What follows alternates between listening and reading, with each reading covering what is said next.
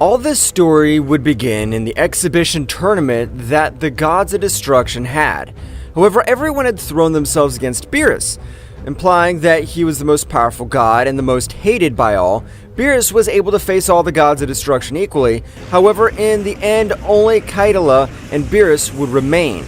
All the other gods had been defeated, but when both launched their last blows, Daishinkan would get in the middle of both, stopping their blows.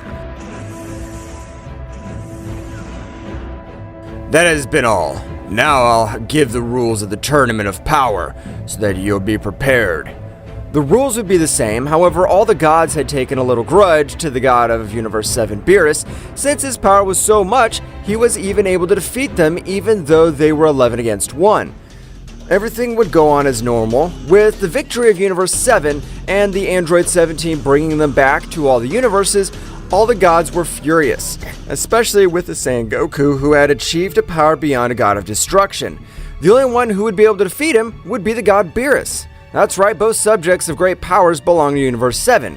The god Vermouth would convene a meeting with all the other gods of destruction, as they could not allow that Saiyan and Beerus further increase their levels of power. All the gods would come to his call. Gods of Destruction, like you, I feel humiliated to be revived by a mere mortal. Do you want revenge like me? Of course we want revenge, but we can't do anything. If you both join forces, you'd be able to defeat us very easily. That shouldn't be a problem if we summon this super destroyer. No! I am not going to merge with all of you again to give birth to the super destroyer. You know that it is the only alternative, because if we face them all, even the Saiyan would be able to eliminate them on his own. That Saiyan only pollutes the universe. He has no right to be alive. I'm gonna rip his head off his body. I think that's an excellent thought, Sherry. So tell me, gods, are you with me or against me? We're willing to do everything to finish off Beerus and Son Goku. All the gods were very thoughtful, however, one of the wisest gods began to speak. The plan of the god of Universe 711 seems excellent to me, but we're overlooking something of utmost importance. The Saiyan Son Goku is the best friend of the King of Everything. The god of Universe 8 Liquor's right. Although when we merge all our powers, unite, and multiply 100 times, we're not opponents for an angel. The King of Everything would finish this off without realizing it. For that reason, do not worry. Look who's on our side. At that moment, a Daishinkan would appear. However, there was something strange about this one, since its essence was not the same as the Daishinkan of the Tournament of Power. All the gods would bow. Gods, don't worry. I'm on your side. I'm not the Daishinkan you know, as I was the High Priest of the Zeno-sama of the future who would abandon all the universes. So, you're the guardian of the other Zeno-sama who's in our time? That's right, Champa. Our Zeno-sama abandoned us all because that filthy Saiyan asked him to. Without knowing that the whole future would be exterminated, beings of great powers like the gods, angels, and me, we were affected since the whole universe began to disintegrate. So, Father, so you intend to support the plan of our destroyer gods? That's right, so you guys don't have to worry. Me, being the High Priest, I know every weak point of the King of Everything and how to finish him off. Again, I repeat, gods, are you with us or against us? All that time, all the gods, having the support of the High Priest, would accept. Our plan to end Universe 7 has begun. The moment of revenge. Meanwhile, on planet Earth, Vegeta and Goku were fighting at sea. That's right, sometime later, Bulma had organized a party on a yacht, and both Saiyans were having a great workout while Beerus and Whis were tasting all the food. Damn, Kakarot! Activate the Ultra Instinct again. Why are you holding back? I'm not holding back, Vegeta. I just need to be in trouble to activate it. Then I'll put you on the verge of death so you'll be able to activate it. Well, Mr. Goku and Vegeta have surprisingly increased their level. That's right. It's time to have a successor. I don't have time to be the most powerful god anymore. I would like it to be Goku, but since he doesn't like to destroy planets, I know he won't accept, so the perfect candidate is Vegeta. Whis and Beerus would continue talking, however, at that precise moment in which Goku and Vegeta were exchanging blows, a powerful attack was heading to Vegeta's blind spot, which would be able to finish with Vegeta, Goku would realize that with his power he would not be able to do anything. He would quickly activate his technique. Kaioken increased 50 times! Goku's power would explode in a matter of seconds, leaving Vegeta surprised since it was supposed to be a training fight. Beerus and Whis had also noticed the power, but they're too far away to do anything. Goku with all that power would give a powerful blow to Vegeta. Vegeta, furious, was approaching Goku at a high speed, but he was surprised to see how Goku was stopping their destructive power.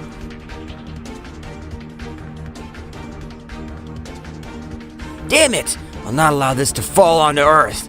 Kaioken increased 100 times! With the power that Goku had expelled, he was able to disintegrate that great power, since the law of destructive power is based on not being able to destroy any beings that exceeds the power of its bearer. And Goku, by increasing his Kaioken 100 times, was able to overcome the limit. Goku would return to his base state a bit exhausted. Kakarot, what just happened? I have no idea, Vegeta. I just knew that attack was directed at you. At that moment, Beerus and Whis would stand next to Goku and Vegeta since they noticed the presence of the 11 Gods of Destruction.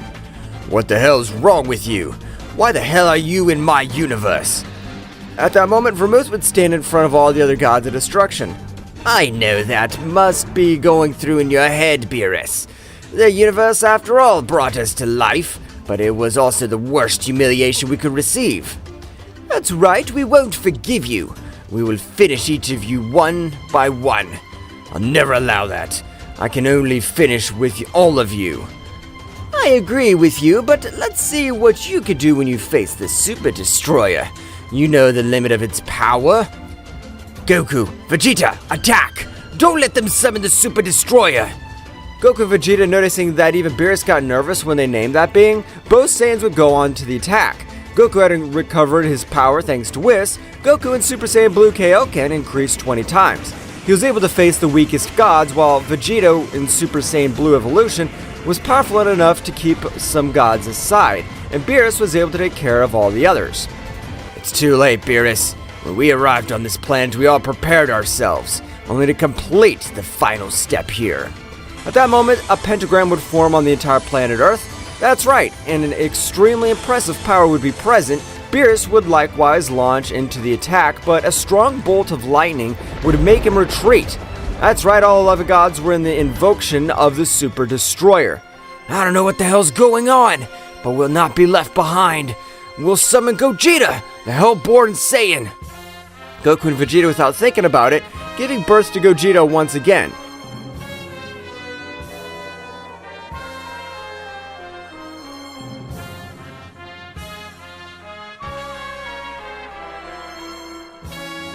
Gogeta, when realizing everything that was happening, would quickly pass to the Super Saiyan Blue maximum power.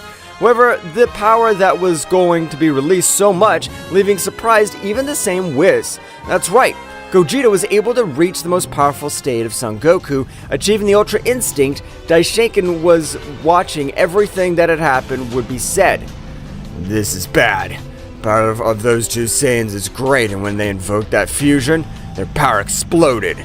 I'm not satisfied with that. They access the Ultra Instinct. Their power is comparable to the Super Destroyer, since the most powerful god, that is Beerus, is not found in this invocation. The invasion was over, and they could observe a being which did not seem to be at all imposing. Well, well. After millions of years, I've been summoned again. Damn you. You don't have enough power as long as you don't have my power. Beerus, with anger, would throw himself against the new being. However, the Destroyer was able to stop his fist with only one hand. So that's why I feel weaker than the last time you summoned me. But you still don't have the power to face me. The Destroyer was about to direct a furtive blow, which would be able to knock him out of combat. But at that precise moment, Gogeta would appear in front of Beerus, stopping the blow of that guy with only one of his hands. So you're the invasion of the 11 remaining gods? How interesting. Now you'll face me. Who the hell are you? How could you stop my fist in its tracks? I'm the summoning of Goku and Vegeta, the most powerful Saiyans of all the universes, and I'm the angel who was born in hell, the mighty Gogeta! Gogeta and the Destroyer would begin to exchange blows at an extremely impressive speed. Beerus would be surprised since he would realize that Goku and Vegeta fused exceeded his power, but he was not 100% correct because in Super Saiyan Blue, he would have been slaughtered very easily. It was thanks to the fact that when observing the subject, his body felt the danger only with his pressure, managing to access the Ultra Instinct maximum power. The whole Earth was being affected by such a monstrous battle. However, Whis, with the help of his staff, would be able to restore it all completely, and being able to place an energy field so that the Earth is not affected, Gogeta was overcoming the Destroyer. In a clash of attacks, the Destroyer exceeded its allowed limit, returning all 11 gods. The attack was about to eliminate them. However, at that moment, Daishenkin would appear in front of everyone. Whis Beerus realized his presence was pure evil. Daishenkin, with only one hand, was able to stop such an attack, and at that moment, he would thunder his fingers, making Goku and Vegeta return to normal. Daishenkin would knock out everyone except for Goku and Beerus. Father, why is he doing this? Because of that damned mortal, my time epoch was destroyed, so I'll destroy everything he loves. Daishenkin would take both Saiyans heading to the temple of Kami-sama, where he would quickly lock him up, and in the same way, he would place a divine seal of high power. Not satisfied with that, he would raise to heaven with all the other gods and would explode the entire planet.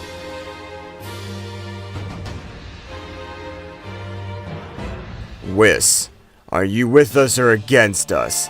I'll never unite with a being like you. I knew you'd say something like that, so die! Daishenkin would throw a large sphere of energy, which Whis would try to stop, but the condensed power was too much and he would immediately perish.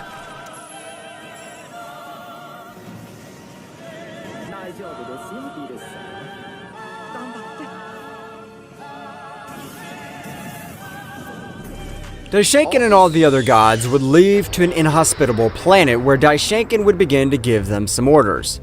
Firstly, what you need is to train a lot more. The fusion of only 2 mortals was able to defeat the fusion of 11 gods. And secondly, I need you to continue exercising your god positions normally. We cannot make Zeno-sama suspicious. We understand about the training, Daishenkin-sama, but why must we still follow the orders of that dwarf? You must follow his orders, because first, we must ask the Super Dragon Balls that the Destroyer gods are immune to the erasing technique. Understood, Daishenkin-sama. That'll be what we'll do. We are all in contact gods. Disperse. All the gods would come out as flashes. Meanwhile, in the time room, Goku and Beerus were still not awake. After approximately 2 more hours, Beerus would be the first to wake up as he was less injured than Goku. Damn it! As I could tell, the Daishenkin of the future was that brat Trunks has been corrupted by the negative energy and wants to finish with all of us. At that moment, Goku would wake up in the same way, very badly wounded, because his wounds were serious. And at that moment, a portal would be created inside the time room from which Whis' staff would come out. At that moment, Whis' voice would be heard. If you are listening to this, it must mean that I have died. With my last reserves of energy, I give you immortality, Mr. Goku. I give you all the knowledge to be able to break all your limits as a Saiyan. I trust you. At that moment, Beerus would be filled with an immense rage, wanting to do everything to get out of that place. So much was the anger of Beerus, he was even able to open a tiny portal through which he wanted to leave. Goku would quickly take it. Calm down, Mr. Beerus, please! If you leave this instant, Daishenkin will finish you and the death of Mr. Whis will be in vain!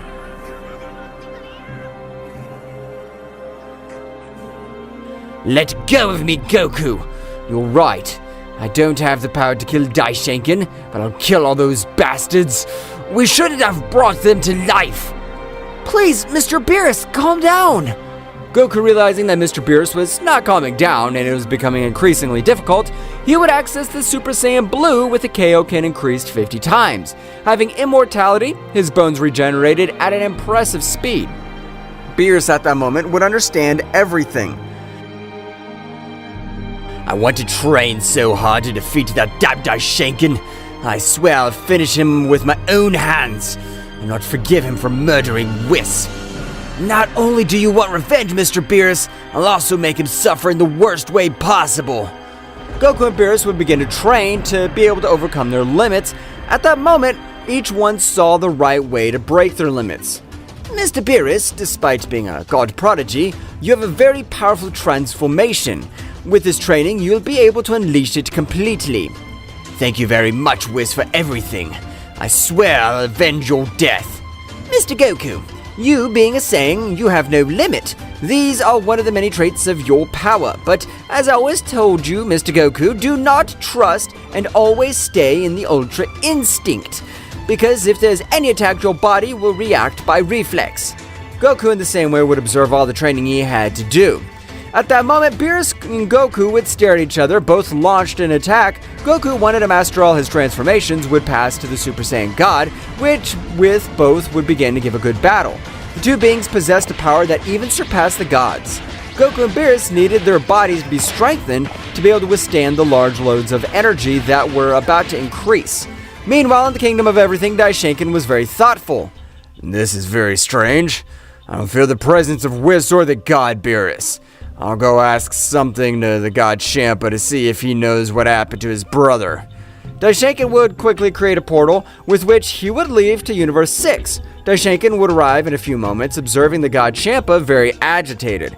That's right, Champa was training just as the Daishinkan from the future had said. Well, well, but if it is a surprise to observe the god Champa training, what'll happen to make the laziest god train? You'll soon find out, Daishinkan-sama. I'm looking forward to it, but that's not the main reason for my visit. Tell me, Champa, do you know the whereabouts of your brother Beerus? Last time we spoke, he was able to tell me that he was going to the outskirts of the universe to train with his Whis angel. But in the outskirts of the universe, the conditions are extreme, even for me. That's exactly what I told him, but he said that he would overcome all his limits and that nothing and no one would stop him. Daishinkan would give a little smile. Beerus being so Beerus. He wants to keep the position of the most powerful god of destruction. Thank you very much for the information, God Champa. We'll be in touch soon. Daishinkan would leave again to the realm of everything. At that moment, Champa would observe Vados.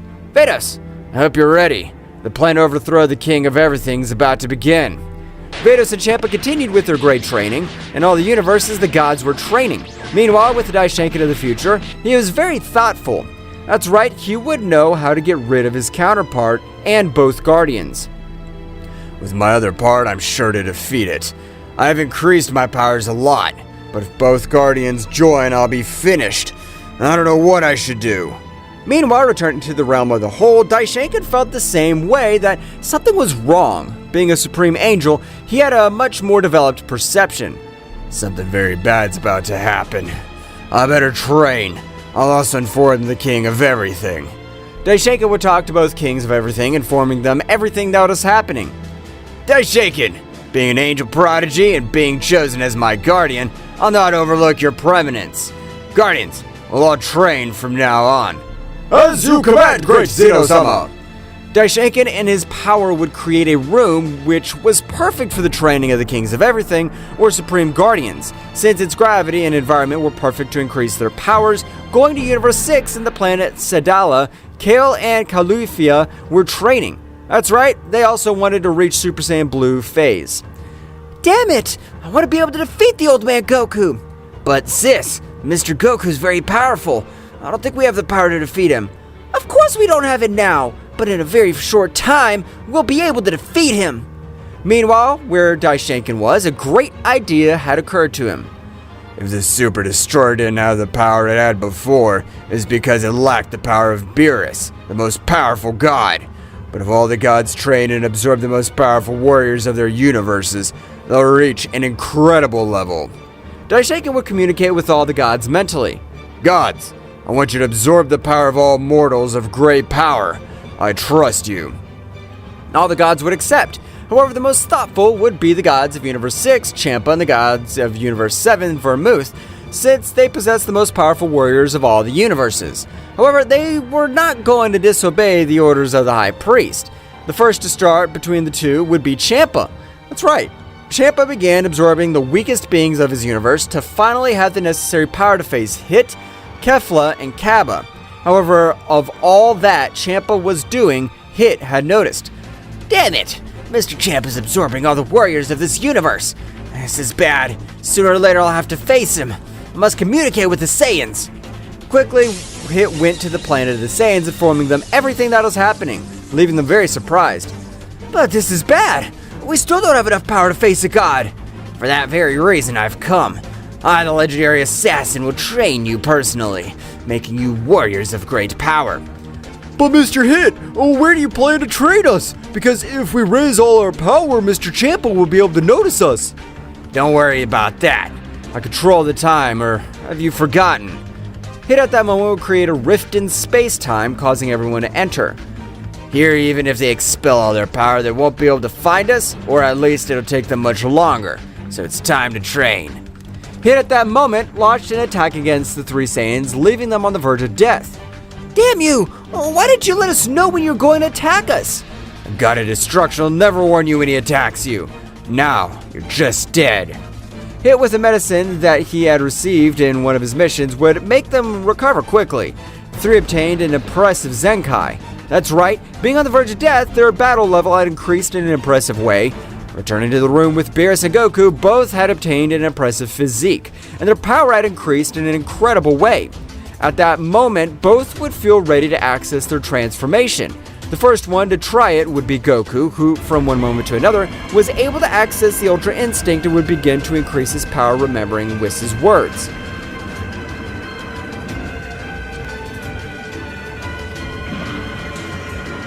Mr. Goku, imagine you are in the Tournament of Power.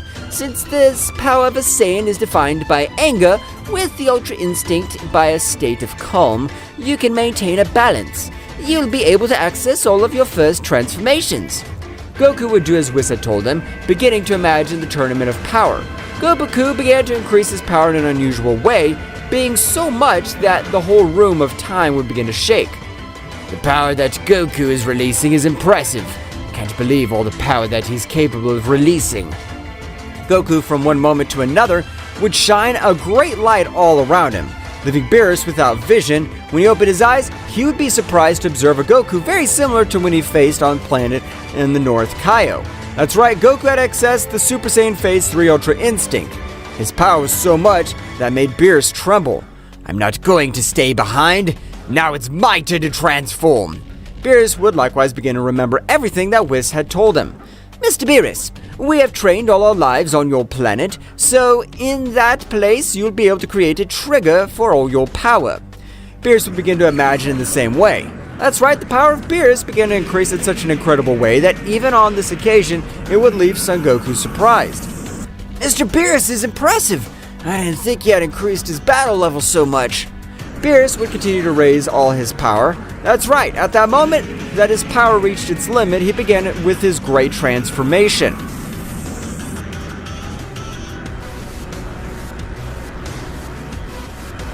After a few moments, Beerus had finished his transformation, and you could see an imposing Beerus.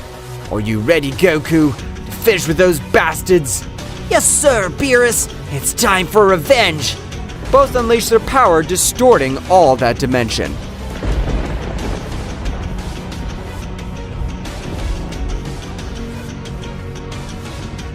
Goku and Beerus would begin to release a gigantic power, making the whole dimension shake, creating several portals.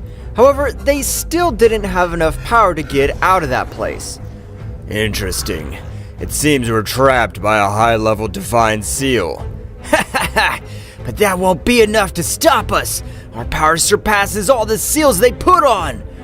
That's right. But for now, it's correct that we can't get out. But in a short time, we will. Goku and Daishenka began to train again, but this time to release a power beyond its limits. Goku, in his mind, would be able to see the transformation of the Super Saiyan Phase 4, for which he needed his tail. However, in his mind, he would hear again the voice of Whis. Mr. Goku, I know that we would achieve the Super Saiyan Phase 3 combined with the Ultra Instinct now. His new evolution will be the Super Saiyan Phase 4, for which he has already foreseen that he would need his tail. At that moment, Goku's tail would grow again, not suffering any superficial change. So by recovering my tail, I'll have much more power. This is great! It's time to start training much harder than before. Goku and Beerus would begin with one of their last training sessions. That's right, the final battle was about to be decided. Meanwhile, outside the room, Daishinkan was preparing an army to face the King of Everything. His guardians and his counterpart, what this Daishinkan did not foresee, was that his counterpart and the King of Everything of this era, as well as his guardians, were also trading. I'm very close to banish that damn dwarf. I swear that I'll shatter him with all my power. At that moment, the Vermouth god of Universe 11 would appear in front of Daishinkan. Vermouth, what can I do for you? Great Daishinkan-sama. I don't know if it's wise, but why don't we ask for the help of a Super Saiyan warrior with the Super Dragon Balls? That's a great idea. I have an idea. Since the gods are on our side, we'll go to Universe 10 and use one of the time rings. Daishinkan and Vermouth would head to Universe 10, arriving quickly, where they were greeted by the Supreme Kaio-sama. Daishinkan would explain everything, asking for a ring of time. The Kaio would not deny it. At that moment, Daishinkan and Vermouth, thanks to a super portal, managed to reach a new timeline. They gathered the Super Dragon Balls in a few moments. Now yes, it's time! Great God Zarma, come out and fulfill my desire. At that moment, the great god Zarma would appear. Tell me what is your wish. I can fulfill anything. You, as the all-knowing being, I want you to bring to life an extremely powerful warrior. I understand. It is a very easy wish to fulfill. His name is Archon, but he is also known as the Swordsman of Death. Zarma's eyes at that moment would shine. The whole place where they were began to see in lightning, earthquakes, and in other disasters. That's right, the being he had brought to life was an incredibly powerful being.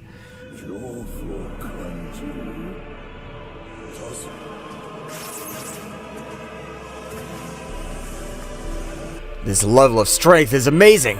How are you feeling, Vermouth? Daishinkan realized that the god Vermouth was not able to breathe. He would create a barrier with which he would be able to move again. Who is it that brought me to life? This is fascinating. It's us, Archon. We need your help. But you're Desiku-sama, cursed. Because of you, I was annihilated millions of years ago. You're wrong. Deku-sama was my father. I'm Daishinkan-sama, his protagonitor.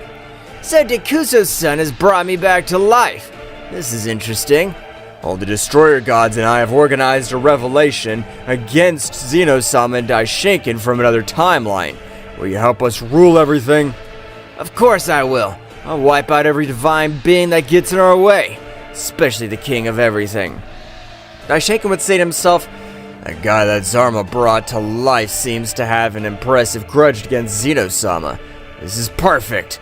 This way it'll be much more effective. Daishinkan was about to leave together with Vermouth and Archon, however Archon would tell him something. I want you to bring my brother to life.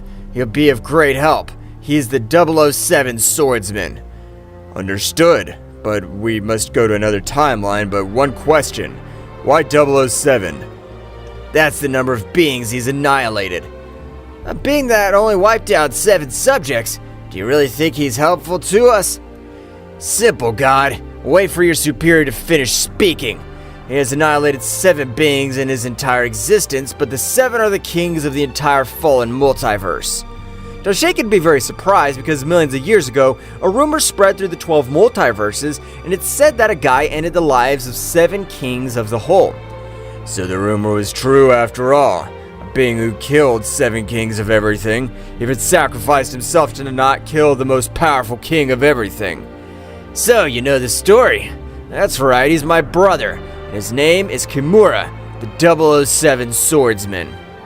Of course we'll bring him back to life. Don't worry. Daishinkan and Vermouth and Archon would quickly create a new portal going to a new timeline. When they arrived, they did the same as in the previous one, only this time they revived the 007 swordsman. Nothing had happened, no noise or explosion.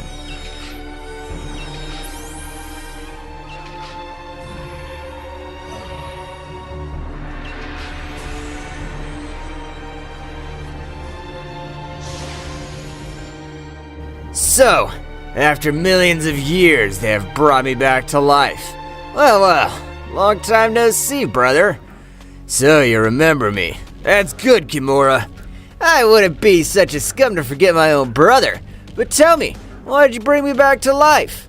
Archon began to explain everything that had happened and that they were about to face the king of everything, Zeno-sama, and take over this multiverse. Kimura, very excited, would accept. At that moment, everyone would return to their original timeline. But before we start the great battle, I'll end the lives of the remaining 4 kings of everything. Daishaka was about to say something, but Kimura had already disappeared from that place. Damn it. If that guy gets in trouble, it'll be a problem, since none of the other kings know that he has come back to life. Don't worry, priest. Nothing bad'll happen. I can assure you that. Daishaka would stop thinking about what happened, starting to organize all his team. That's right, all the gods were even already immune to Zeno-sama's racing power. Meanwhile, in the time room, Goku and Beerus would be in the terminal phase of their training. That's right, Whis, by granting Goku all the Saiyan knowledge, was able to break all his limits. It's time. By Whis giving me knowledge, I'm sure I won't lose my mind. Goku at that moment would create an artificial moon in his hand, throwing it to the sky, and Goku would begin to observe it. In that same instant, Goku would begin to transform to that gigantic Ozaru.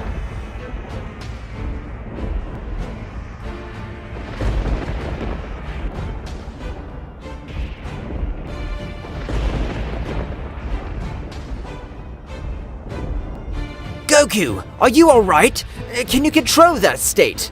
Of course I am, Mr. Beerus. This gigantic Ozaru will not lose his mind.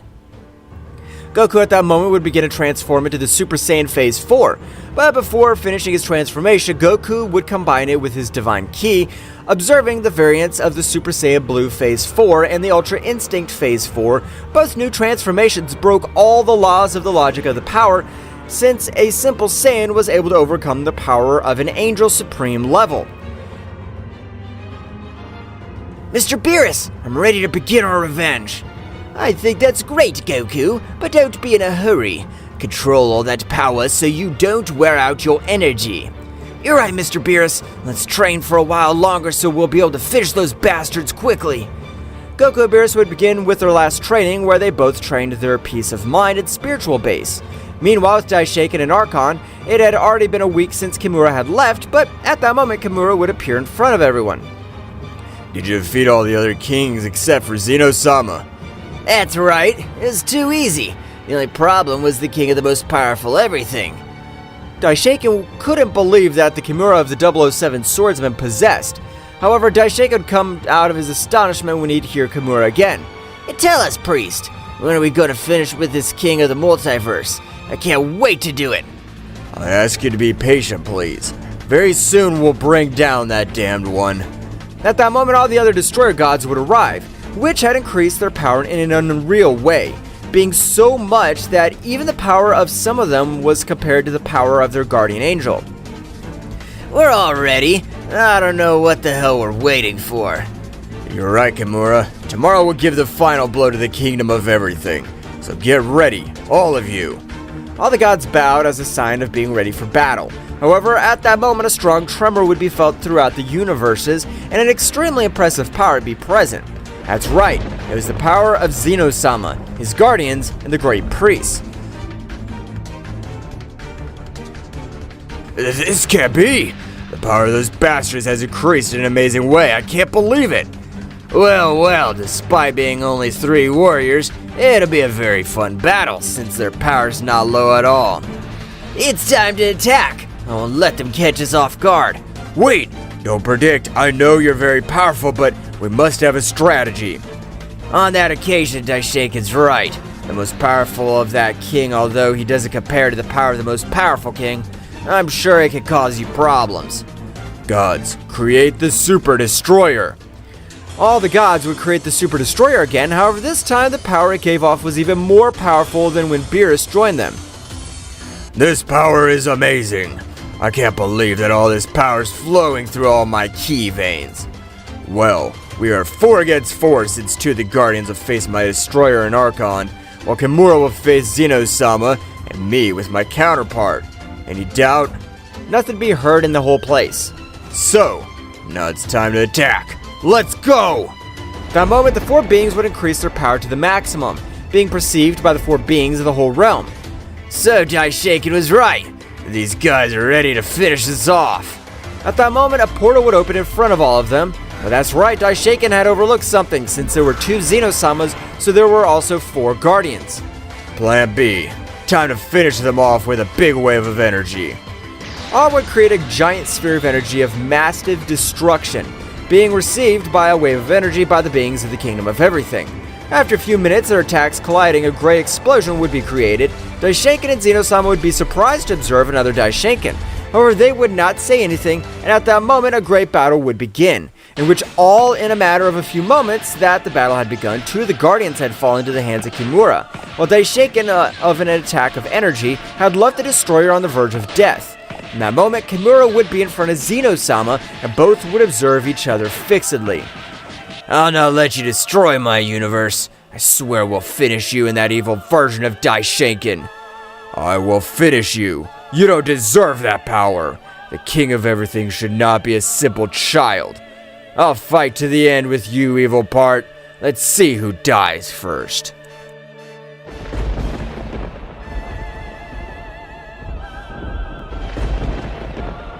The great battle for the future of Zeno-sama's multiverse had begun. That's right, depending on which side won, the destiny of the universe would be defined. Both Daishaken were fairly even matched, which annoyed his evil side. Damn it! How is it possible that you have the same power as me? I come from the future! My power must be much higher than yours, you damn worm! As you know, we priests have much more developed perception of danger. That's why I started training. Meanwhile, with Kimura, he was in a great battle with Zeno-sama. That's right, the battle of both was the most devastating. They were moving through all the universes and all the space-time at an extremely impressive speed. At that moment, both would take a little distance to recover for a few seconds. Your power is much higher than the so-called king of the most powerful everything. With you, I've been able to enjoy again what a real battle is. The same thing! I've always remained in the shadows as the weakest king of all, but when I transform, I know that my power surpassed the most powerful king. Both subjects began again with their battle, which destroys each planet of the 12 universes since the collision of their fists released destructive energy as well as angelic energy, thus creating the planets who do not withstand the power of both energies combined. Meanwhile, with Archon, this was an easy battle, something that even both Guardians. However, it was not so easy due to the fact that he didn't have it too easy to say so. However, he did not have it so easy because the power of the Guardians had also increased in an impressive way, being able to sometimes give him some blows which wounded him for a few minutes. However, Archon was not behind, since he also received them with blows that a normal being was hardly able to withstand. Damn useless servants! You're giving me more problems than I imagined. We are the Guardians of the King of Everything. So we must have great power to be able to be at this level. We do not depend only on his power. Meanwhile, in the Room of Time, Goku and Beerus had finally finished their last training, since at that very moment the voice and the silhouette of Whis could be observed for the last time in the room where they were. You have finished with your training. I congratulate you. With the training you have done, no angel and even a great priest would be able to defeat you. But do not trust, because in all universes there are always beings that can impress you. Whis, I know you can't hear me, since it's only energy that is talking to us, but I promise that one way or another, I'll bring you back to life. You're like a father to me. Mr. Whis, thank you very much. I swear to avenge your death. We won't let you down. Goku and Beerus at that very moment began to increase their power to the maximum, being able to explode the Room of Time without any difficulty. At the moment that both warriors left, an incredible power was felt by all the 12 universes. That's right, Goku and Beerus had not been contained in the least, feeling their power even the warriors who were fighting in the Kingdom of Everything. However, at that moment, they left completely since they appeared in space since Daishaken had destroyed the Earth. That bastard was not enough to lock us in that damned place. He also destroyed the Earth. I swear that this day, I'll finish with that bastard. Goku, apparently the Daishaken of the future is in that palace of the whole thing. A great battle is taking place. Goku and Beerus at that moment began to fly at an amazing speed through all the universes, even being able to create space-time gaps. Returning to the battle, all beings had been paralyzed by the power that could be felt. This is the power of Beerus and that Saiyan. This can't be happening. I sealed them with the divine seal. They shouldn't be able to leave. It's a damn nightmare. At that moment, Daishenkin took advantage of the opening to be able to connect a big blow, which would make him fall to the ground very badly wounded. So you're the one who locked up Beerus and Son Goku. Even God Champa was your accomplice. Can't believe he was able to betray his own brother. Daishenkin would recover from the blow and quickly increase his power to the maximum, even surpassing his limits. We must finish these bastards quickly. That Saiyan and Beerus join forces and we'll be dead. Daishenkin began to beat up his counterpart quickly, because he knew that facing this Saiyan would be a much closer battle than facing a king at all. Daishenkin, having negative energy and taking the battle much more seriously, would be able to quickly leave the present Daishenkin in terrible conditions. Daishenkin would quickly join Archon's help, being able to quickly finish both Guardians.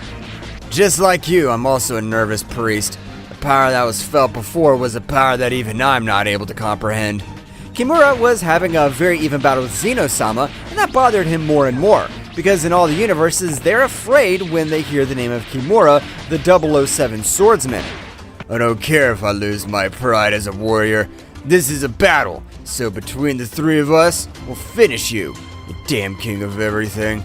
But I must admit that you've earned my respect.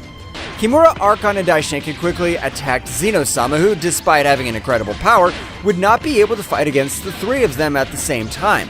That's right, the power of the three together had been so much as to leave Zeno-sama wounded in terrible conditions quickly. Even Zeno-sama was able to return to his base state. Hell, if it were the three, I could manage a little. But with the three, it's too much. At that moment, the three warriors launched a great attack, which, when united, would form a great sphere of massive destruction. Zeno-sama at that moment would close his eyes, accepting that the end had arrived. Nevertheless, he would hear a voice that he would recognize at once. My friend Zen-chan, you mustn't worry. I know it's been late, but we've arrived. Great Zeno-sama, don't you have a worry. We're here, and we'll take care of it. Goku at that moment had made the attack so tiny to make it disappear with only two simple fingers. Goku would return to observe them with a cold look. That's right, Goku before arriving had returned to the perfect Ultra Instinct.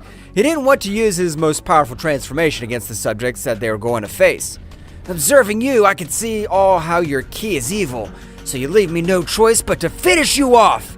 I don't know who you are, and I don't care. I thought that the being that released such power was going to come to this place, but your simple Saiyan could finish you off quickly. Goku, not caring about what the guy had said, would return to observe the destroyer, throwing a small sphere of energy at him. I have given you some of my power. Are you stupid? Don't you know that I'm your enemy? Of course I know, but before we finish you off, we'll torture you. Goku at that precise moment had given a blow to each of them, starting to give a beating to three of them. That's right, Beerus had been left alone with the destroyer, who felt how Beerus crushed him with his pressure. But being the fusion of the 11 gods and angels, he was a little confident. It doesn't matter if you're the most powerful god. You don't have enough power to... The destroyer wasn't able to finish his sentence because at that moment, Beerus had given him such a great blow that it made him spit blood. Because of this damned fault, my master Whis has died. I swear that I'll make ashes each of his bones, and when they're about to die, I'll give them energy to twist them again. I'll do it as many times as necessary to feel good. Beerus at that moment would begin to massacre the destroyer. That's right, Beerus at that moment had grabbed him by one of his legs and like a wild beast would hit him with everything that was in front of him, destroying planets, galaxies, stars. Meanwhile, with Goku and the trio of subjects, Goku would remain standing in front of the three, which the only thing he was doing was provoking them. I didn't know the warriors that you had recruited were so weak, Daishenkin. Really, instead of going forward, you're going backwards. Even with just one of my arms, I'd be able to fight with any of you. Archon, who had been the angriest, launched himself against Son Goku. However, what Goku said would be true, since Goku's power had grown so much that he was cornering him using only one of his arms. Daishenkin at that moment, furious, launched himself into the attack. Kimura, observing that both launched themselves into the attack, the three warriors thought they had the advantage of being 3 against 1. Well, this was totally wrong, because at that moment, Goku would expel a little of his power. They would make them all go back hundreds of meters. But Goku at lightning speed would hold Daishenkin, teleporting to another dimension.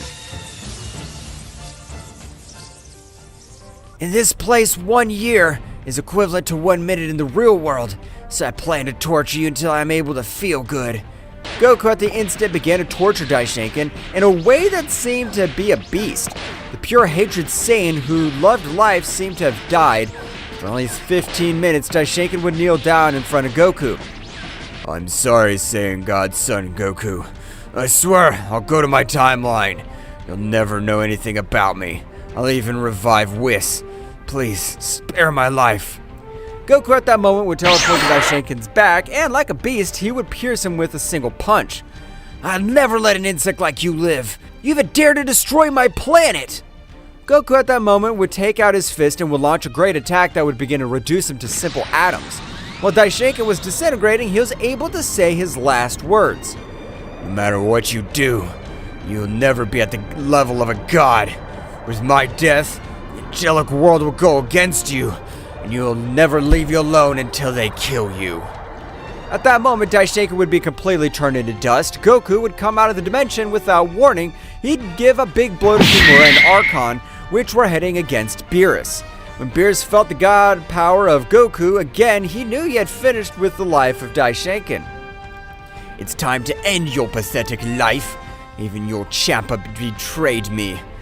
Beerus at that moment would throw a great sphere of Kai against him and turn the destroyer into ashes.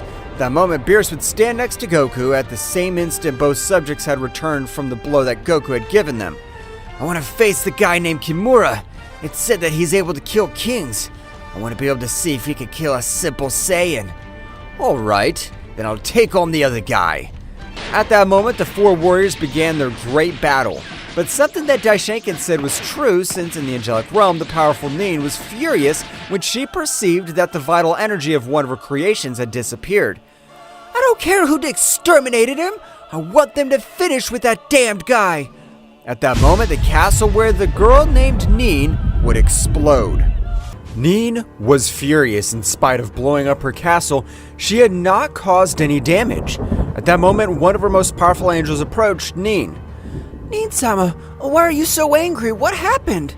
Mikoshin, you as the third most powerful angel of the angelic realm, I entrust you with the mission to finish with the wretch that ended Daishinkan's life. Does anyone have the power to end the life of an angel of supreme level? That's right, Mikoshin. That's why I chose you. Your way of fighting is very wild, and I know you'll be able to finish that damn plague.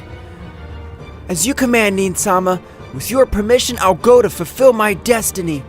At that moment, Mikoshin at a great speed would leave the angelic realm. That's right, Mikoshin was heading to the multiverse of Zeno-sama at an incredible speed. Meanwhile, with the Battle of All, Goku little by little was putting in great trouble to Kimura. That's right, Goku was not even using his maximum power, but he was able to put him against the ropes, while Beerus, being a little weaker than Goku, was in an even battle against Archon. While they were fighting, Daishinkan and Zeno-sama were surprised observing such a destructive battle. My friend Goku's become a very powerful being. His power is so great that he's even capable of facing Kimura, the king-killing swordsman. I can't believe the power Mr. Beerus and Saiyan Goku has achieved. At that moment, Kimura would fall heavily towards the planet, standing up with great difficulty. That's right, Goku's power was dulling him more and more. I'm tired of playing with you. You don't have enough power to do anything to me. I better finish you right now. Don't say stupid things. You're so exhausted, the only thing you're doing is showing off. Your power's great, but I'm not an insect that I can't force you to use all of your power. Did you think I was using all my power? You're a poor worm. You're not worthy of me using all my power on you. This must be a fucking nightmare. The greatest king killer is about to be defeated by a mere mortal. Before you die, I'll show you the power that you could never defeat. From the beginning, I was only playing with you. Goku at that moment would begin to increase his power in an incredible way, being able to make all the universes tremble. Goku's hair was growing. At that moment, a great light would leave everyone without vision for a few seconds. After that, Goku would be observed in an Ultra Instinct Phase 3. This is the Super Saiyan Phase 3, combined with the Ultra Instinct. Although I've still much more power transformation, you're not worthy of observing it. Kimura at that moment would begin to tremble since he stopped feeling Son Goku's ki, and Kimura, being an experienced warrior, knew what this meant. If I stopped feeling his power, that means that the ki of that Saiyan is in another dimension much higher than mine. I hope you're ready to die. Since by this transformation, I'm able to finish you with a single blow, since I can't control my strength. Kimura at that moment would try to escape at a high speed, however an incredible gravity would fall on his body. What were you planning to do? Did you think I'd let you escape after knowing that you collaborated with Daishinkan? I've had enough of humiliating you, so now I'm going to finish you off. Even if you finish me off, there'll always be existing beings more powerful than you and me, and they'll be able to crush you without pity. No matter what happens, one way or another I'll be able to defeat them. We Saiyans have no limits. Goku at that moment would throw a powerful Kamehameha, beginning to reduce them to simple atoms. When he disappeared, he cursed Goku at that same moment. Beerus, in the same way, had finished the life of Archon. At last it's all over. Whis, I've avenged you. At that moment, Zeno-sama together with Daishinkan would approach both warriors. Are you still Goku, Beerus? At that moment, Goku would return to his base state, giving a big smile. Of course I am, Daishinkan. Now that I've overcome the power of an angel, I can feel that your power is completely pure. Nothing compared to your version of the future. My friend Goku, we're glad to hear that you've won this battle, but the angelic realm must be very upset with the death of the Daishinkan of the future. That's what Daishinkan said before they killed him. Can you tell us what they meant by the angelic realm? I didn't know of the existence. At that moment, lightning would begin to fall from the sky. Mountains of the planet of everything would rise through the atmosphere of the planet. An extremely powerful warrior was above them. The angelic realm. It means that all angels have a backup. If someone is able to kill them, we will personally kill that being. Makoshin, I can't breathe. This pressure's crushing me. Goku, observing that everyone was suffering from the pressure this beautiful angel was resisting. The only one who could manage to resist any difficulty would be Goku, because at that moment even Beerus would fall to his knees to the ground. Goku would create a large enough energy field so that they wouldn't affect by that woman's pressure. I don't know who the hell you are, but even your power is much greater than the being that just said to have ended the lives of all the kings of everything. Of course I'm more powerful than that supposed swordsman Kimura. If we compared him to me, it's like trying to confront a mere mortal with the king of everything. The distance of our power is like heaven and earth. I hope you don't go back on your words, since I finished Daishinkan and I'm just a mere mortal. So you're the one whose head I must cut off. This will be super fun. Since I can see that your power is something great, you'll be a great warm-up. Mikoshin at that moment would disappear, and without anyone noticing, she'd be able to deliver a powerful blow to Goku, which would make him go through some mountains of the kingdom completely. Goku would spit blood and would be a little hurt on the ground. Hell, if I had known this woman was coming, I would have deactivated my Ultra Instinct. Goku at that moment would activate the Ultra Instinct again, putting himself in front of Mikoshin.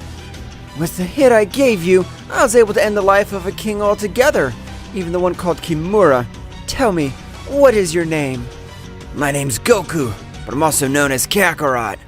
Well, this is going to be very interesting. I'll quickly end your life. Mikoshin at that moment would begin to give a rain of blows to Son Goku, that despite being with the Ultra Instinct, he wasn't able to dodge them. That's right, the power of that woman surpassed him by hundreds of times. Goku on the ground would fall back to his base state. Did you really end Daishinkan's life? You're too weak.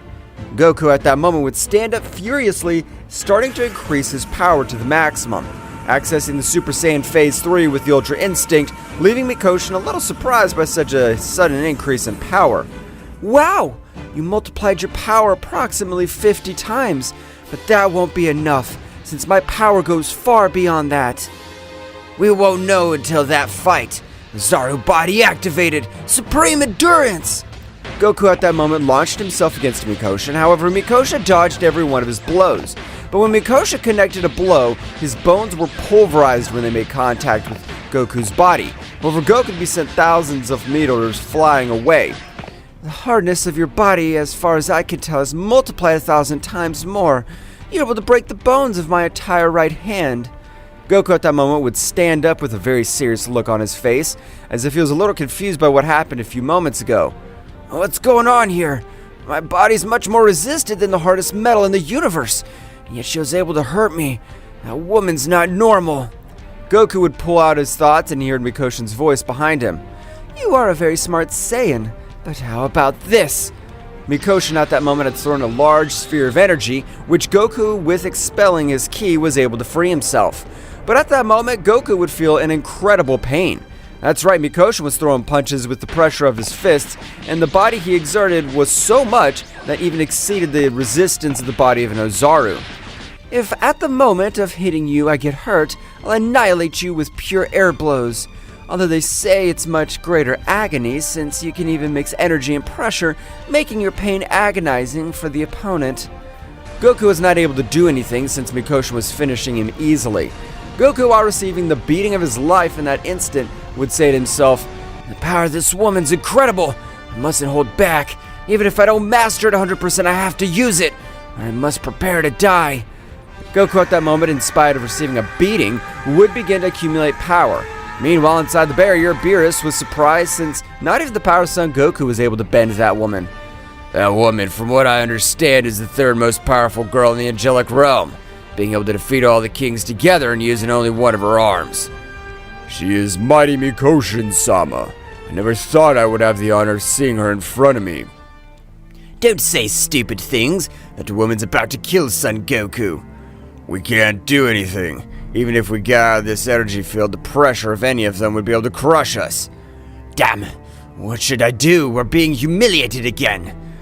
Goku at that moment would give a roar of a beast completely, leaving Mikoshin a little astonished. How is it possible to raise his power like that if he's being slaughtered by my blows? It really is a being to be feared. At that moment, Goku's face combined with an Ozaru would be able to be seen all over the universe, leaving Mikoshin terrified. What's that supposed to be? You're not a mere mortal. Goku at that moment was accessing Super Saiyan Phase 4 with the combined Ultra Instinct. The power he was releasing was so much that even Mikoshin was surprised. From a big explosion, Goku would move at an incredible speed, being able to connect a sneaky punch in Mikoshin's stomach, making her kneel. That's right, Goku's power had been so much that even made an angel like Mikoshin kneel. However, Mikoshin, furious, would perform an advanced angelic technique. Kendo Sekai! A great attack like energy arrows and of a white color would invade the entire battlefield. That's right, Mikoshin's technique began to destroy everything around the universes, and Goku, with his new transformation, was able to dodge each one of the energy arrows. His reflexes have improved incredibly. He was able to dodge every single energy arrow. The power you possess is incredible. Despite using all my power, it won't be an easy battle. Goku and Mikoshin at that very moment released a great power, making all the universes tremble and even cracking all around them. Mikoshin and Goku were releasing an incredible power. So much was their power that even several dimensional cracks were opening all over the place. At that moment, it seemed that the whole place was paralyzed.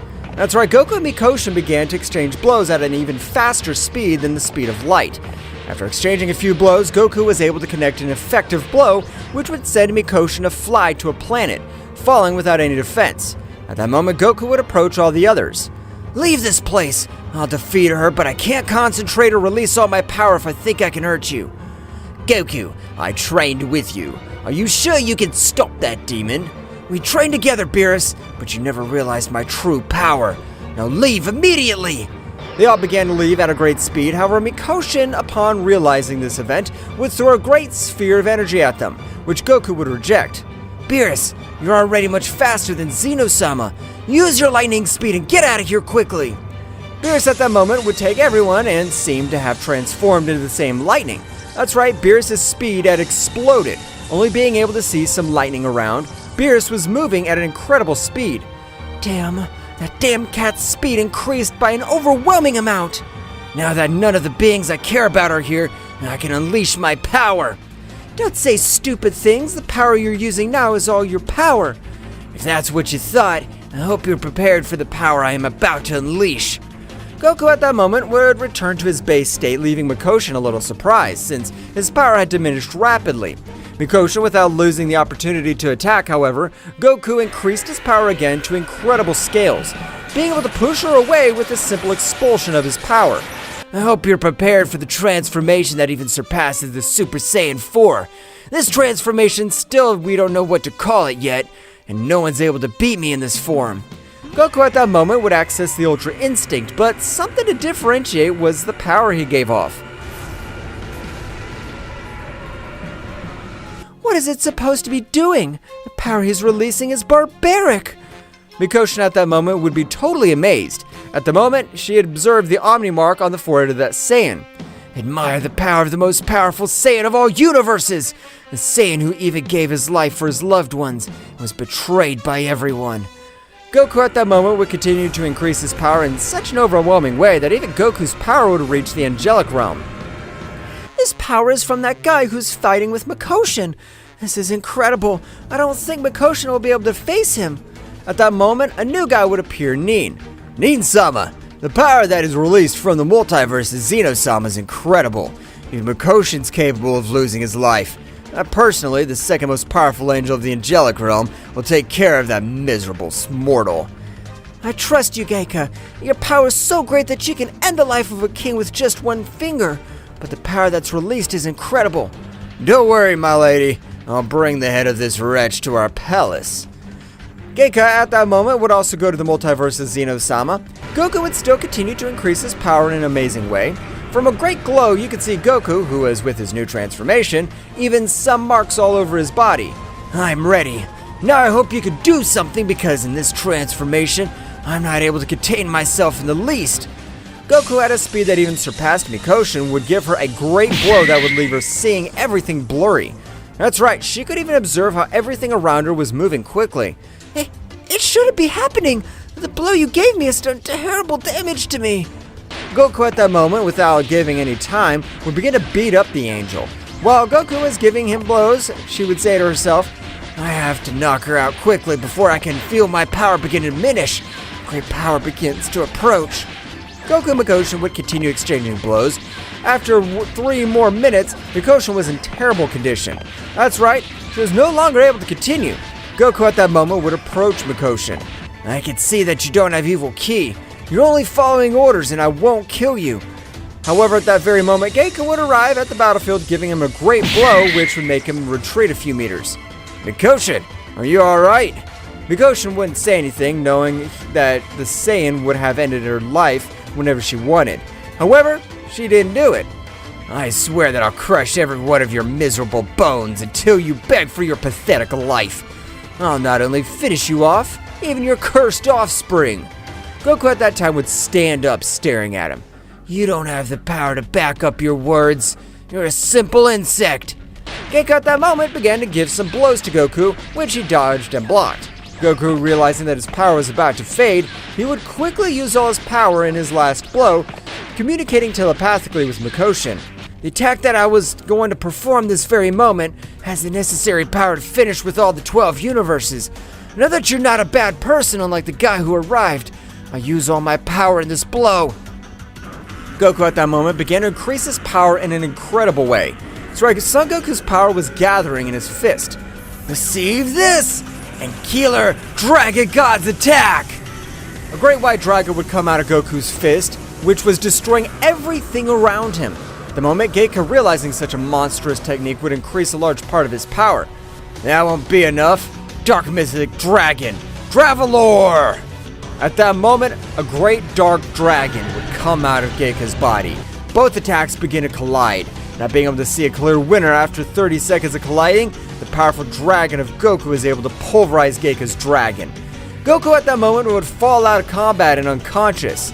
Goku with his last energy would begin to use to teleport, while Geika would be hit with that great attack, being disintegrated quickly. Curse! Angelic barrier! Mikoshin was able to create a powerful barrier, which, despite having much of her power, was severely cracked. I can't believe it! That guy's power is really scary. His power is so much that it's hard to believe that he's a mere mortal. Meanwhile, with Beerus and the others, they had reached their planet. That's right, Beerus, with all the power he had, was able to place a strong barrier throughout Universe 7. Meanwhile, with Goku, he was able to feel that key of the hit, although it was something different. He would quickly use teleportation to reach Hit, Kaba, Kale, and Khalifa. That's right, these 4 warriors of Universe 6 had not been absorbed by being hidden in another dimension. They're Goku, but how did you get here? More importantly, where were you? I searched for you all over Universe 7 because we needed your power. Goku at that moment would be out of combat. He would quickly take out again one of the pills he had collected in one of his missions by feeding it to Son Goku. However, the wounds were so serious that he would still be out of combat. I don't know what happened to you, but I could tell that you came from a battle that almost ended your life. Returning to the planet of Beerus, he was very thoughtful about everything that was happening in the 12 universes. At that moment, a great golden light was able to be observed by all the universes. It was a symbol of the light that was able to be observed, and one of death, of the greatest, highest ranks of angels. At that moment, in angelic realm, Nin would be much more furious to realize that Geika, his second commander, had fallen in battle. Damn it! I don't know who you are, but I'll personally put an end to all your existence. At that moment, all the universes seemed to be frozen by the great golden energy that ran through each one of them. Meanwhile, with Mikoshin, that battle had made him change his ideals. That's right, Mikoshin killed and murdered by all the others of his queen, and that Satan was able to spare his life because he felt goodness in his heart. From now on, I'll choose my own destiny, and first I want to find who you are, Goku. Even Nin's not evil, but Yakamoto has been manipulating her for millions of years. Mikoshin would recover completely, starting to look for Son Goku in all the 12 universes. Meanwhile, the dimension which Hit had created, Goku after 1 week would wake up, being surprised to observe the warriors of Universe 6. I'd only felt that your key, but Hit, I realized that they're all here. Don't worry, they are, Goku. But tell me, where were you all this time? Goku at that moment started to explain everything that had happened, even the battle with Daishanken and the 11 Destroyer Gods. So that's why Champa wanted the power of all of us. But it's all over now, and we can relax for a moment. Goku at that moment would change his expression to a much more serious one. Nothing's over. Some beings which come from the angelic world want to destroy this whole universe because of the fact that I finished with Daishanken of the future. Do we have a chance to defeat them? Of course we have a chance to defeat them, but it won't be easy because their power's amazing. I ended up in terrible condition when I fought with their second commander. We have become very powerful with Kale, so we'll be of great help in this upcoming battle. But teach us how to reach the Super Saiyan Blue. Goku at that moment would smile a bit. Of course I'll train them, and we'll save all the universes. Returning to the planet of Beerus, everyone would remember that Zeno-sama was very thoughtful and that everything had happened. This is all very strange, since as far as I remember, Zeno-sama was the creator of the angelic realm loved by mortals. She'd never dare to do such an atrocity. I agree with you, Zeno-sama. Something very strange is happening in the upper echelons of the divine world, and we must be prepared or we'll die without putting up any resistance. Of course we will put up resistance. If they want to take our lives, we will fight. Meanwhile, in the angelic world, Nin was organizing an army of angels. However, in his mind, he would hear the voice of Yakamoto. Nin, you must not use an army of angels. If you do, all the other multiverses will know of my existence and what we're planning. So just gather the 3 most powerful angels and let them go with you. Sure, you're right.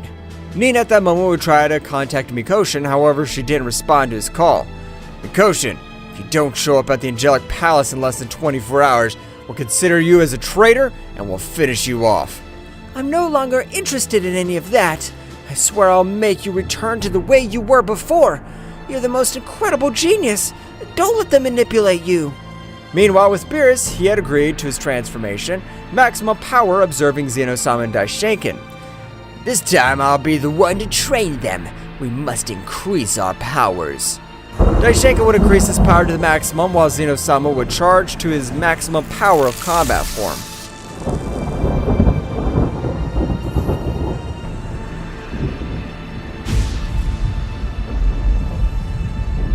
Beerus had access to his maximum power with the intention of training the once most powerful divine beings. I'll not use lethal blows on you, but you must be able to endure great agony to create from your body an indestructible barrier. Understood, Beerus. We trust you.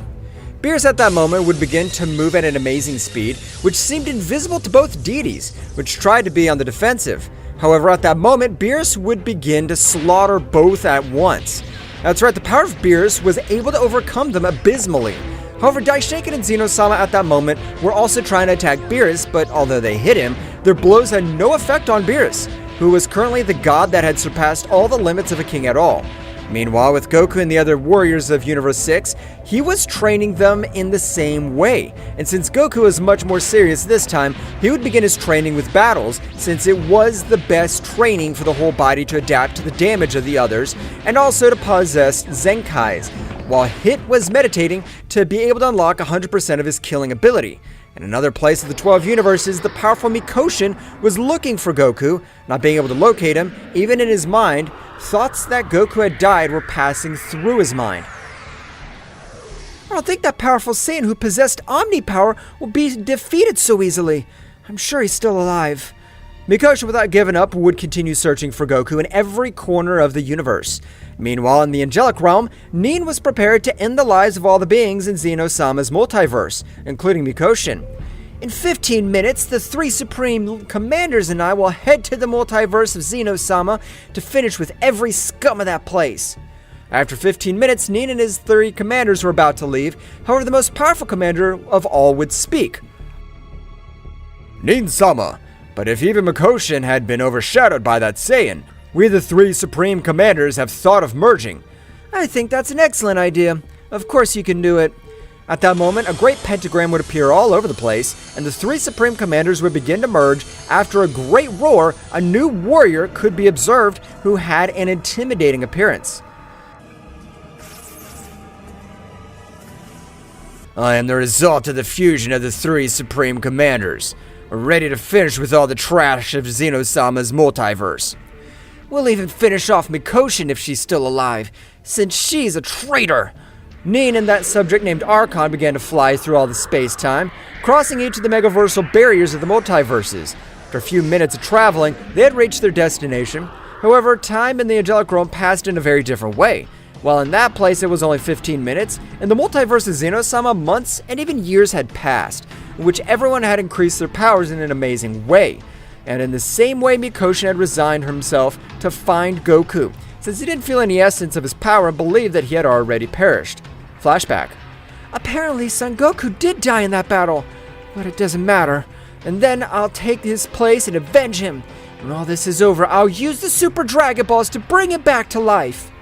And at that moment, Mikoshin started with his great training in part of the 12 universes. And flashback. That power is that of Nin-sama, and apparently she's accompanied by a very powerful being that even equal in his power, but I have trained very hard, so I'm sure I could deal with that power. Mikoshin would begin to move through all the universes at an amazing speed, being able to quickly reach the planet of Beerus, realizing that Nin and the subject had not yet arrived. However, the moment Mikoshin would reach the planet of Beerus, everyone would be on guard. Have you come to finish us off? Let me tell you that we have become very powerful, and we won't be an easy prey that you could just humiliate. Mikoshin-sama, I admired you as well as Nin-sama. I don't know what happened to you, but you were the goddess who loved life. Mikoshin at that moment would begin to explain everything that had happened since the battle with that Saiyan. However, at that precise moment, both subjects had arrived to the planet of Beerus, which, in spite of being the most resistant planet among the 12 gods, began to be destroyed by the simple pressure that both warriors released. So, my suspicions were true. The only thing you did was to betray us. Now your betrayal will be paid with death. I want your head in my palace. Nin, please react. You're not this person. Someone's using you, and you're not able to react. You are the most powerful genius of all the multiverses. Nin at that moment would throw herself against Mikoshin without caring what she said. In that instant, both goddesses began to exchange blows for all the universes. That's right, Mikoshin, being a prodigy, was able to reach a new power in a few months, being able to even equal Nin, who was a prodigy but had never dedicated herself to training. Damn, I can't believe you have the same power as me. But even with that, you won't be able to defeat me since the only way will be for you to end my life.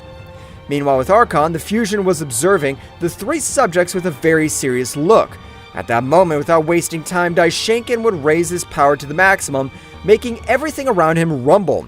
Zeno-sama would not be left behind, since at that moment, he would begin with his great transformation, which at this moment was extremely incredible, having increased in an unreal way his power.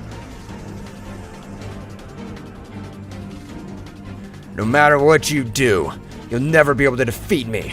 The difference in power is like heaven and earth. No matter if you're a god or even an angelic being, we'll not give you our lives without a fight. Beerus at that moment would likewise begin to increase his power to the maximum, leaving Archon a little surprised by the power that Beerus was emanating.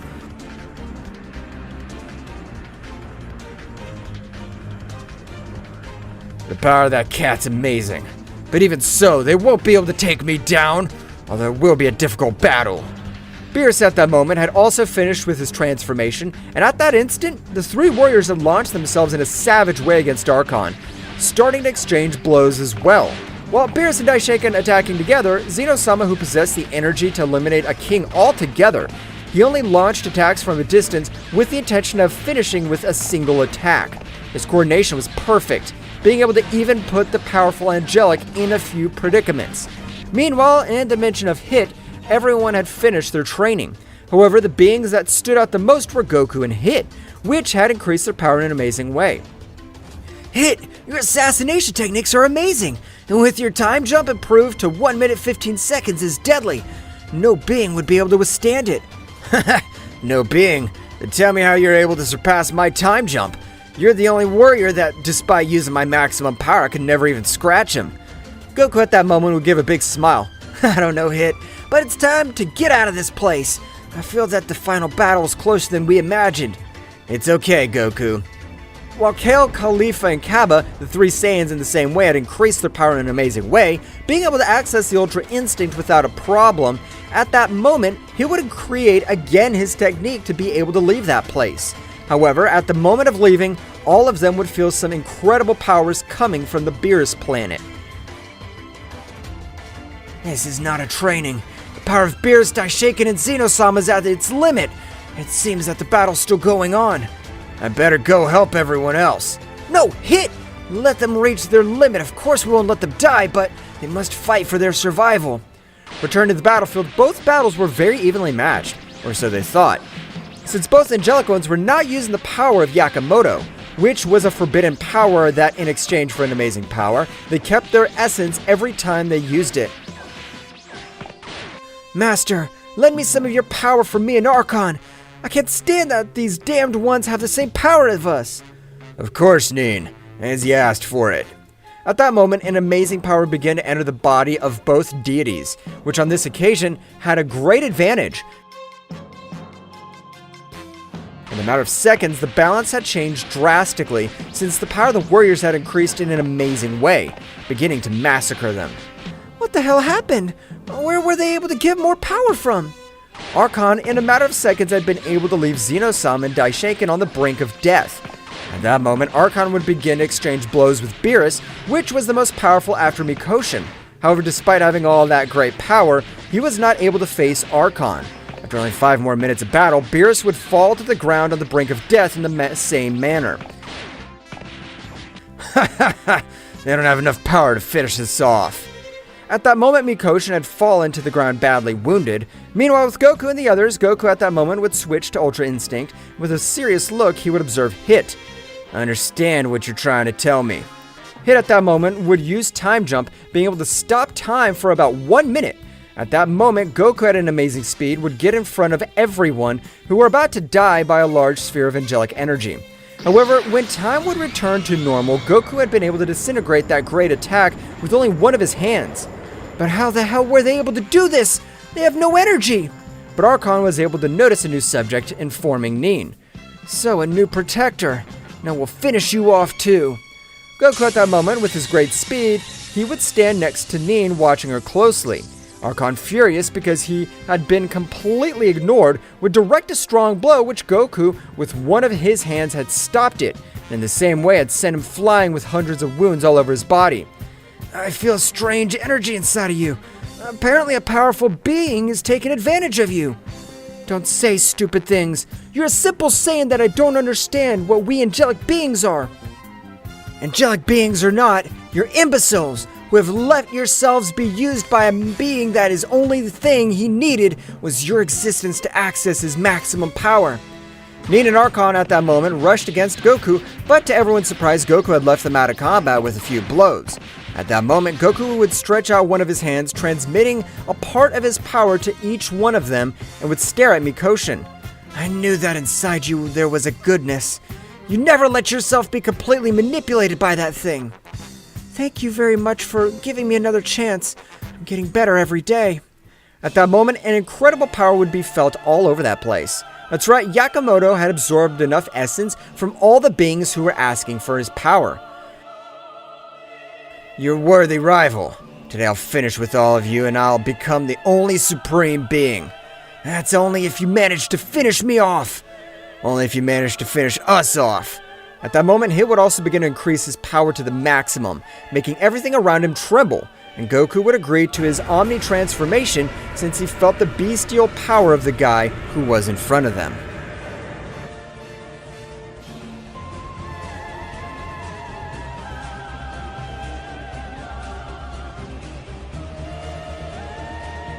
Goku and Hit had increased their power to the maximum. Without another word, they launched themselves against Yamato, who, to everyone's surprise, had the necessary power to stop those two blows of an amazing power, with which they were capable of eliminating universes. I can't believe it. I never knew of the existence of a god above the angelic god Zeno-sama.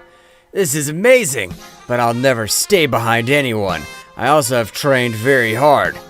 God of Universe 7 Beerus, the king of everything, and I will give you all your power so that you'll be able to also help them in this great battle. At that moment, an amazing power would begin to access the whole body of Beerus, which had been filled with an amazing divine power. Accessing his transformation with a great speed and strong blow would send Yakamoto to fly, which was not able to observe such a bestial attack. Beerus, so you've increased your power as well. That's amazing. Not only you have done it, I've also trained in the power of Zeno-sama and Daishiken-sama, so I'm not allowed to lose that because of that. How interesting it is to observe how the three most powerful beings of the universe unite against me, and even with that, they're not able to make a scratch on me. At that moment, Hit would use his time jumping technique, except for Goku and Beerus, so that both of them would attack in that time opening. However, Yakamoto had so much power that he was able to fight through space and time, which would surprise Hit. If we don't put an end to your existence today, we're condemning all the beings of the other universes. I, as a legendary assassin, will be in charge of putting an end to you. Hit at that moment in the same way at a great speed would join in the attack, which despite being 3 against 1, Yakamoto would still have a great advantage, since he dodged each of their blows, being able to even connect blows with left of them very badly wounded. What the hell's going on? How's it possible that he's defeating us if we're 3 against 1? The battle would continue for a few more minutes, in which Mikoshin would be amazed at the power that the 3 warriors had, while Nin and Archon were out of combat as a brutal mental power released them. So this is the true power of Son Goku. I can't believe it. But he himself didn't seem to be able to end the life of that guy. At that moment, Nin would be the first one awake with a severe headache. What happened? Where am I? I feel like I've been asleep for 1,000,000 years. I don't remember anything. Nin-sama, are you alright? Mikoshin, long time no see. Of course I'm fine, but where are we? Mikoshin, noticing that Nin seemed not to remember anything what had happened, began to explain to him everything that had happened with every detail, and he was very surprised. So that bastard's been using me. I can't believe it. I'll never forgive him. At that moment, that Nin would leave the energy field, he'd fall to the ground because the pressure of the battle was overwhelming. So much, even the powerful Nin was not able to stand up in front of these great pressures. I'm not going to do nothing. That's sand. He looks so much like Akumo, the first Supreme Saiyan of our clan, so I'll trust him. Akumo? I've never heard of a Supreme Saiyan in the angelic world. Akumo's time was millions of years ago, but the whole clan respects Akumo's descendants. As far as I could tell, this Saiyan has a great resemblance. Mikoshi would be surprised to learn that Goku was a descendant of such a powerful being. Nin at that moment would begin to communicate with his entire clan telepathically. Beings of all the angelic realm, the descendants of Akumo need our help. An extremely evil being is about to destroy everything, and I'm ashamed to admit it, but even I'm not capable of defeating him. Only him, but he needs our help. At that moment, hundreds of thousands of energies began to move through all the universes. That's right, the beings of the angelic realm of each universe began to transmit a great power to Goku, who, while he was fighting, felt like he was getting heavier and heavier while his strength increased in an unreal way. So this is the power of all the universes' angelic world. I won't let you down. Goku at that moment would communicate telepathically with Beerus and Hit. Guys, please resist. I need to assimilate all this power and be ready to finish with that wretch once and for all. Goku at that moment would begin to increase his power in an amazing way, which seemed to have no limit. In a moment, a being in front of him would appear, however, it was inside his mind. So you're my offspring, but you need much more power. You need to return to Super Saiyan Phase 4 and combine it with your divine power to the maximum, since that state's known as Berserker and is capable of withstanding great amounts of energy. Goku at that moment would understand everything Akumo said, and starting to increase his power, accessing Super Saiyan Phase 4, an amazing power was releasing Goku's body. Even all the universes were shaking from such power. After a few moments, a gigantic roar similar to the beast that had made every corner of the angelic realm and every universe rumble. Even Yakamoto had felt great terror. What the hell is this? The mighty god slaughters trembling for a mere mortal. This must be a fucking nightmare. At that moment, Goku finished his transformation. His form was very similar to the Ultra Instinct. While he was in Super Saiyan Phase 4, Goku at that moment would stare at Yakamoto, who was torturing both warriors. Goku, with a very cold look, would move at an amazing speed with which no one was able to observe, would grant him a great blow in the part of the abdomen, which would make him spit a great amount of blood. What the hell? How were you able to cause me so much damage with a single blow? Yakamoto, without recovering from the blow, had launched himself against Goku, which this time was not able to cause any scratches to him. However, Goku was amazed by the power he had, and even Yakamoto would increase his power much more. Don't think that was all my power. I've dominated the entire angelic realm for millions of years, so I have a great reserves of energy. Yakamoto at that moment would increase his power, with which millions of planets around him would be destroyed. The power was so much that even the barrier that Goku had put at the beginning began to be destroyed. Goku, noticing this, would stretch one of his hands, with which he would regenerate it completely. Goku, don't let him access his maximum power. This could be bad. I don't know exactly how much power he has stolen from the angelic realm. Don't worry, Nin. No matter how much power he stole, he won't be enough to finish me off. Yakamoto, after about 3 minutes of increasing his power to the maximum, he could look much more confident. I appreciate your patience in allowing me to access my maximum power. Now die. Yakamoto at that moment was able to hit him with a blow, which would send him to fly to Goku. But he would not finish his attack since Yakamoto would begin to crash Goku with each star, planet that crossed around him. Even great energy attacks, which had the power to finish the universe, were launched into Goku's body. After a few minutes in which Goku had received each of Yakamoto's blow, Goku would stand up. Now it's my turn, don't you think? I must confess that you have great resistance. No being would be able to withstand all those blows. Goku at that moment at lightning speed would begin to attack Yakamoto, who did not believe that the power of his fists would be so much. That's right, Goku's power had also increased because every moment that passed, the battle his body was adapting the power of all the other beings. Goku at that moment would begin to exchange blows with Yakamoto, in which in the exchange of blows, felt like his arms were trembling due to the power. However, Goku from one moment to another would increase much more of his speed, with which he was able to give a beating to Yakamoto, which would leave him flying on the ground and spitting blood. But all of those present were astonished. Not even with his hidden power was he able to face Goku. I can't believe it. Lord Goku has become truly powerful. He's capable of taking Yakamoto's life without any effort. We trust you, Goku. Finish him off and bring peace to all the universes. Thank you for your words, my friends. This victory is dedicated to each of you. I've not lost yet. I'll not lose to a simple Saiyan. Yakamoto, you never had a chance against me. Now it's time to end your existence. Goku at that moment began to exchange blows at a high speed with Yakamoto, but this time, Yakamoto is no longer able to do anything against Goku, which this time had achieved a power that even surpassed the entire angelic realm.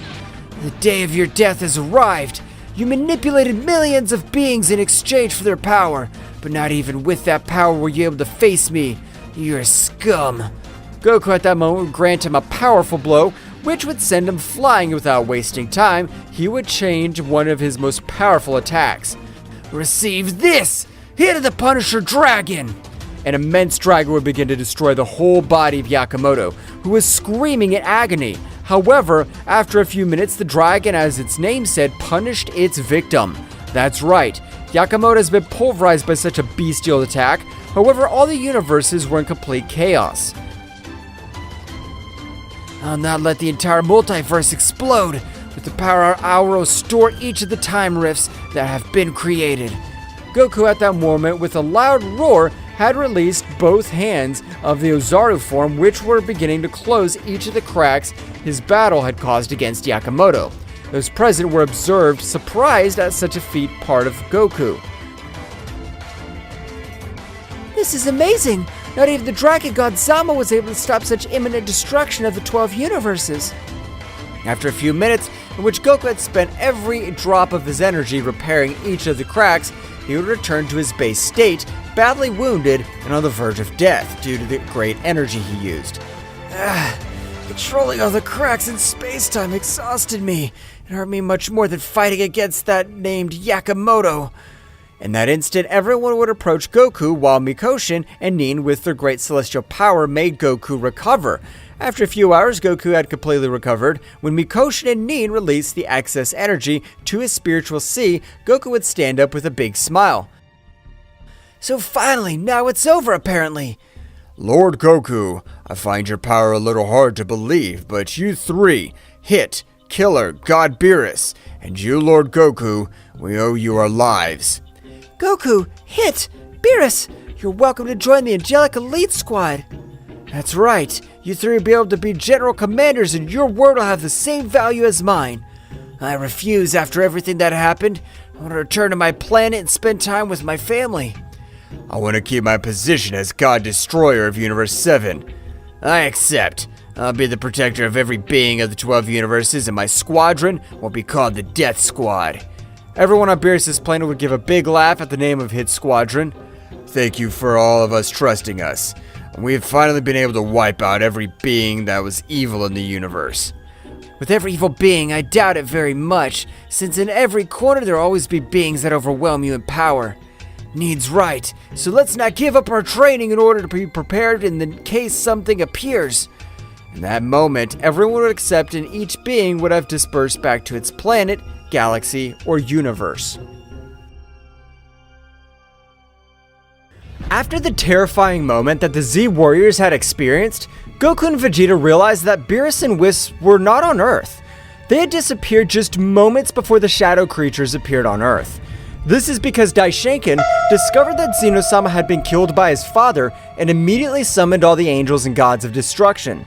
In the majestic realm of all, Daishinkan, the high priest, summoned all the angels and gods of destruction of the existing universes. The atmosphere in the hall was unusually tense, and concern was reflected in the faces of those present. Daishinkan, with his usual calmness, prepared to share the disturbing truth he had discovered. Angels and gods of destruction, the time has come to face a powerful truth. Zeno-sama, our beloved king of all, has been slain. Silence fell over the hall. The angels and the gods of destruction exchanged looks of disbelief and dismay. No one expected that such a tragedy could occur, especially at the hands of someone so powerful. My investigation revealed that the one responsible for this abominable act was Zeno-sama's own father. The news resounded like a somber echo in the room. Everyone present processed the shocking revelation. The omnipresent figure of Zeno-sama, the supreme deity, had been shattered by his own protagonist. Mohito, Sidra's angel, spoke in a worried voice. How is it possible that a being as powerful as Zeno-sama's father could have committed such an act? That is a question for which I still have no answers. But now we must face the consequences of this event. The stability of the multiverse is in danger. Arak, the god of destruction of Quitella, asked, And what measures will we take in the face of this threat?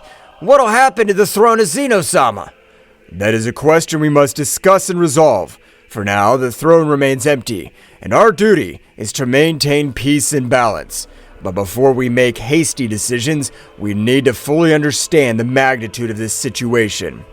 Beerus and Whis prepared to inform the gods of destruction and angels of all universes about what they had witnessed while on planet Earth with Goku and Vegeta. The Hall of the Realm of Everything was filled with celestial beings, each one expectant and worried about the news they were about to receive. Attention everyone! We have crucial information to share about the events that have been unfolded. Before we are summoned here, the father of Zeno-sama appeared on all the planets of the multiverse. Surprise was reflected on the faces of those present. Murmurs and whispers filled the room, as the gods of destruction and angels exchanged looks of disbelief. His visit was not simply to report the death of Zeno-sama. He announced the holding of the tournament that would determine the survival of the planets in each universe. Additional rumors filled the room, creating a constant buzz of concern. The gods of destruction and angels wanted to understand the implications of such an announcement. He informed the rules of the tournament and the intentions behind such a competition, but it's necessary that we all work together to get answers and face this threat. It is time to join forces and overcome this crisis. The fate of our universes is at stake. As the gods and angels absorbed the gravity of the situation, in every corner of the Hall of the Realm of Everything, conversations and plans were brewing to confront the mysterious tournament that threatened to upset the balance of the multiverse. Uncertainty hung in the air, but the determination of the divine beings was determined to face the unknown that lay ahead. In the Hall of Everything, Daishinkan, the High Priest, sensed the imminent arrival of extremely powerful entities heading for the different planets of the multiverse. His face reflected seriousness as he prepared to inform all the angels and gods of destruction present of the coming threat. Gods and angels of destruction, the time has come to face a new and challenging threat. Entities of great power are headed towards the planets of our universes, and their goal seems to be a direct confrontation with the strongest warriors of each world. The expressions of those present became serious. Aware of the gravity of the situation, Daishinkan continued with determination. It's crucial that we move quickly to protect the strongest warriors of each planet, regardless of which universe they belong to. The threat we face does not respect universal boundaries, and we must act with unity to preserve the balance. Vados, the angel of Champa, raised his hand. How do you plan for us to move, Daishinkan? We each have responsibilities in our universes. I understand the complexity of this situation, but the magnitude of this threat requires immediate action. I suggest that every angel and god of destruction move to the planets threatened by this unknown force. We must prevent the strongest warriors from being defeated before we can fully understand our enemies. Sounds like a sensible plan, Daishinkan. If we all work together, we can protect our warriors and gain more information about these powerful entities. Each angel and god of destruction nodded in agreement, accepting the need to act immediately. They moved quickly to the various planets, casting aside universal barriers in a joint effort to safeguard the multiverse. May the wisdom and power of each of you guide this effort. Let us not underestimate this new threat. Our duty is to protect the existence of our universes. With those words, the angels and gods of destruction dispersed, leaving the Hall of All in preparation to face a challenge that transcended universal boundaries and demanded the collaboration of all divine beings.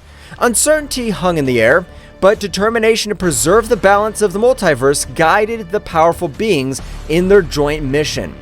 The angels and gods of destruction quickly teleported to the threatened planets, each determined to protect the strongest warriors on the various planets. In the blink of an eye, the skies lit up with flashes of divine energy as Iwamo and Ewin, Cognac, and Quitella Matanu and Geen, Whis and Beerus, and the other angels and gods of destruction headed toward their assigned destinations. The planet Thraxis Nocturnae lay peaceful in the corner of the cosmos, its nocturnal luminosity radiating a tranquility that was about to be disturbed. In the vast space, Awamo the angel, with his small book in hand, and his god of destruction Ewin, an imposing figure with a stern gaze, detected the arrival of a shadow creature, a minion of Zeno-sama's father. The creature, shrouded in malevolent darkness, descended with malevolent determination towards Thraxis Nocturnae. Ewin, without hesitation, deployed his energy of destruction while Awano stood by, hoping to resolve the conflict without a bath of chaos. Creature, your darkness will not be tolerated in this realm. Stop your destructive plans. The shadow creature emanated a guttural growl, its presence emanating an unnatural energy that distorted the space around it. The space battle began with an explosion of opposing forces. Ewin launched destructive beams, while Awamo used his speed to dodge the attacks and assess the situation. Ewin, this creature's stronger than we imagined. We must be cautious. I know, Awamo, but we can't let him destroy Thraxis Nocturnae. We must give our best. The shadow creature, agile and evasive, responded to the attacks with dark energy waves that distorted space. The battle spread across the firmament, leaving traces of destructive energy in its wake. Ewin tried to anticipate the creature's movements. However, the shadow creature proved to be agile and adaptive, countering every strategy with an unmatched dark force. Our conventional methods don't work. Ewin, we need to combine our forces. I agree, Awamo. It's time to show them the true power of destruction. Awamo and Ewin merged their energies, creating a flash of light that defied the surrounding darkness. The shadow creature, perceiving the threat, intensified its own energy, generating a collision of cosmic forces that shook space itself. The battle reached a fever pitch, with cosmic explosions lighting up the scene as Awamo and Ewin struggled to contain the darkness. The struggle took place not only on the physical plane, but also on the spiritual one, where the will to protect Thraxis Nocturnae was pitted against the ruthless ambition of the shadow creature. The fusion of Awamo and Ewin unleashed a dazzling energy that eclipsed even the nocturnal luminosity of Thraxis Nocturnae. The gold and violet glow enveloped the divine couple as they prepared to face the dark threat looming over the peaceful planet. It's time to show the true extent of our power, Awamo. The shadow creature, aware of the growing threat, rushed towards them with supernatural speed. Awamo, with his keen perception, anticipated every movement of the creature, allowing the couple to dodge its onslaughts with heavenly elegance. Keep calm, Ewin. We must synchronize our movements to counteract their darkness. Ewin nodded and unleashed a series of destructive energy blasts that lit up the space around him. However, the shadow creature responded with amazing agility, dodging every attack with meandering movements. The battle became a cosmic game of strategy and speed. The angel Awamo and the god of destruction Ewin soon realized that in order to defeat this entity, they would need a coordinated attack that transcended the limits of their individual abilities. In a moment of perfect timing, they unleashed a gale of combined energy. Awamo channeled the energy of destruction while Ewin released violet flashes of destruction. Focus your energy, Awamo. Let's get rid of this darkness once and for all. Awamo nodded and joined the attack with determination. The fused energy of both angel and god turned into a spear of golden and violet light that pierced through space with an impressive speed. The shadow creature, caught in the torrent of power, let out a heart-rending howl as it was enveloped by the luminosity. The impact was abysmal, generating an expansive wave that shook the cosmos. The darkness that enveloped the creature began to dissipate, revealing its twisted and weakened form. Awamo and Ewin, exhausted but triumphant, stood on guard ready for any eventuality. We have managed to contain their darkness, but we can't let our guard down. The shadow creature, now visibly weakened, recoiled before the imposing presence of Awamo and Ewin. The light had prevailed over the darkness in the cosmic corner of Thraxis Nocturnae. The divine couple remained firm in their duty to protect the planet that this creature wanted to destroy. However, the battle was not yet over, and the fates of the planets remained uncertain in the vastness of space. After the shocked combined attack of Owamo and Iwin, the space around Thraxus Nocturne was vibrating with the residual energy of the cosmic battle. The shadow creature, apparently weakened, remained suspended in the cosmic void, enveloped in a dark glow that seemed to absorb the surrounding light. The divine couple watched cautiously, aware that the fate of Thraxus Nocturne was still hung in the cosmic balance. Iwin, something's not right. The darkness of that creature seems to be getting stronger instead of weaker. It seems that our attack has absorbed by her, but it shouldn't be possible. How can he transform our energy of destruction to his own power? The shadow creature, now surrounded by a more intense aura, began to change its shape. Its twisted figure became more defined. His eyes shone with a malevolent lucidity. The darkness emanating from her was becoming denser, distorting the space around her. You have underestimated my true potential, angel and god of destruction. Your energy has strengthened me beyond your comprehension. The divine couple prepared for what was to come next, aware that the threat they faced had evolved. The shadow creature, now empowered by the absorbed energy, charged towards them with renewed speed and ferocity. We need to be more cautious, Iwin. It seems that every blow we inflict makes her stronger. Understood, Owamo, but we can't allow this darkness to devour Thraxus Nocturne. The battle resumed with increased intensity. The shadow creature attacked with bursts of dark energy that cut through space, while Owamo and Iwin responded with flashes of golden and violet light. The cosmic dance of lights and shadows painted an epic picture in the vastness of the universe. Each blow and backlash echoed like thunder in space, distorting reality itself. Owamo, with his keen perception, tried to anticipate the movements of the dark creature, but the dark entity proved to be unpredictable. Iwin, with his energy of destruction, sought to weaken the creature, but his attacks seemed to be absorbed and turned into an additional source of power. Every time we hit her, her power increases. We can't go on like this. We must find a way to counteract his ability to absorb our energy. Do you have any ideas, Owamo? Owamo pondered for a moment, his angelic mind working in search of a solution.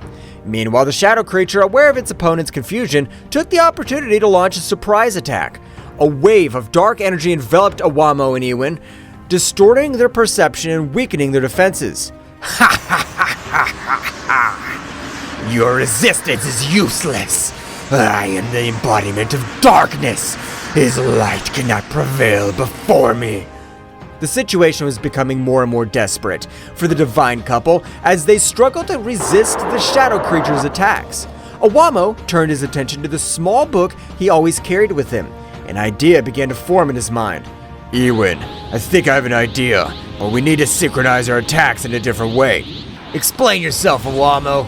Owamo explained his plan to Iwin, who nodded in understanding. Both God and Angel prepared to put their strategy into practice. The shadow creature, confident in its superiority, launched into the attack again, but this time Owamo and Iwin were ready to respond differently. Now, Iwin, combine your energy of destruction with mine in a more controlled way. Iwin nodded and channeled his energy to Owamo, who, in turn, merged it with his. Instead of launching a direct attack, they created a sphere of combined light and energy that floated between them. Do you think this tactic will change the outcome? We'll see. The energy sphere began to slowly expand, emanating a glowing light that contrasted the surrounding darkness. The shadow creature, curious but confident, watched the development with disdain. The fused power is not only destructive, but it also has properties that counteract its absorption capacity. The combined energy sphere, now reaching its maximum expansion, released a wave of light and energy that enveloped the shadow creature.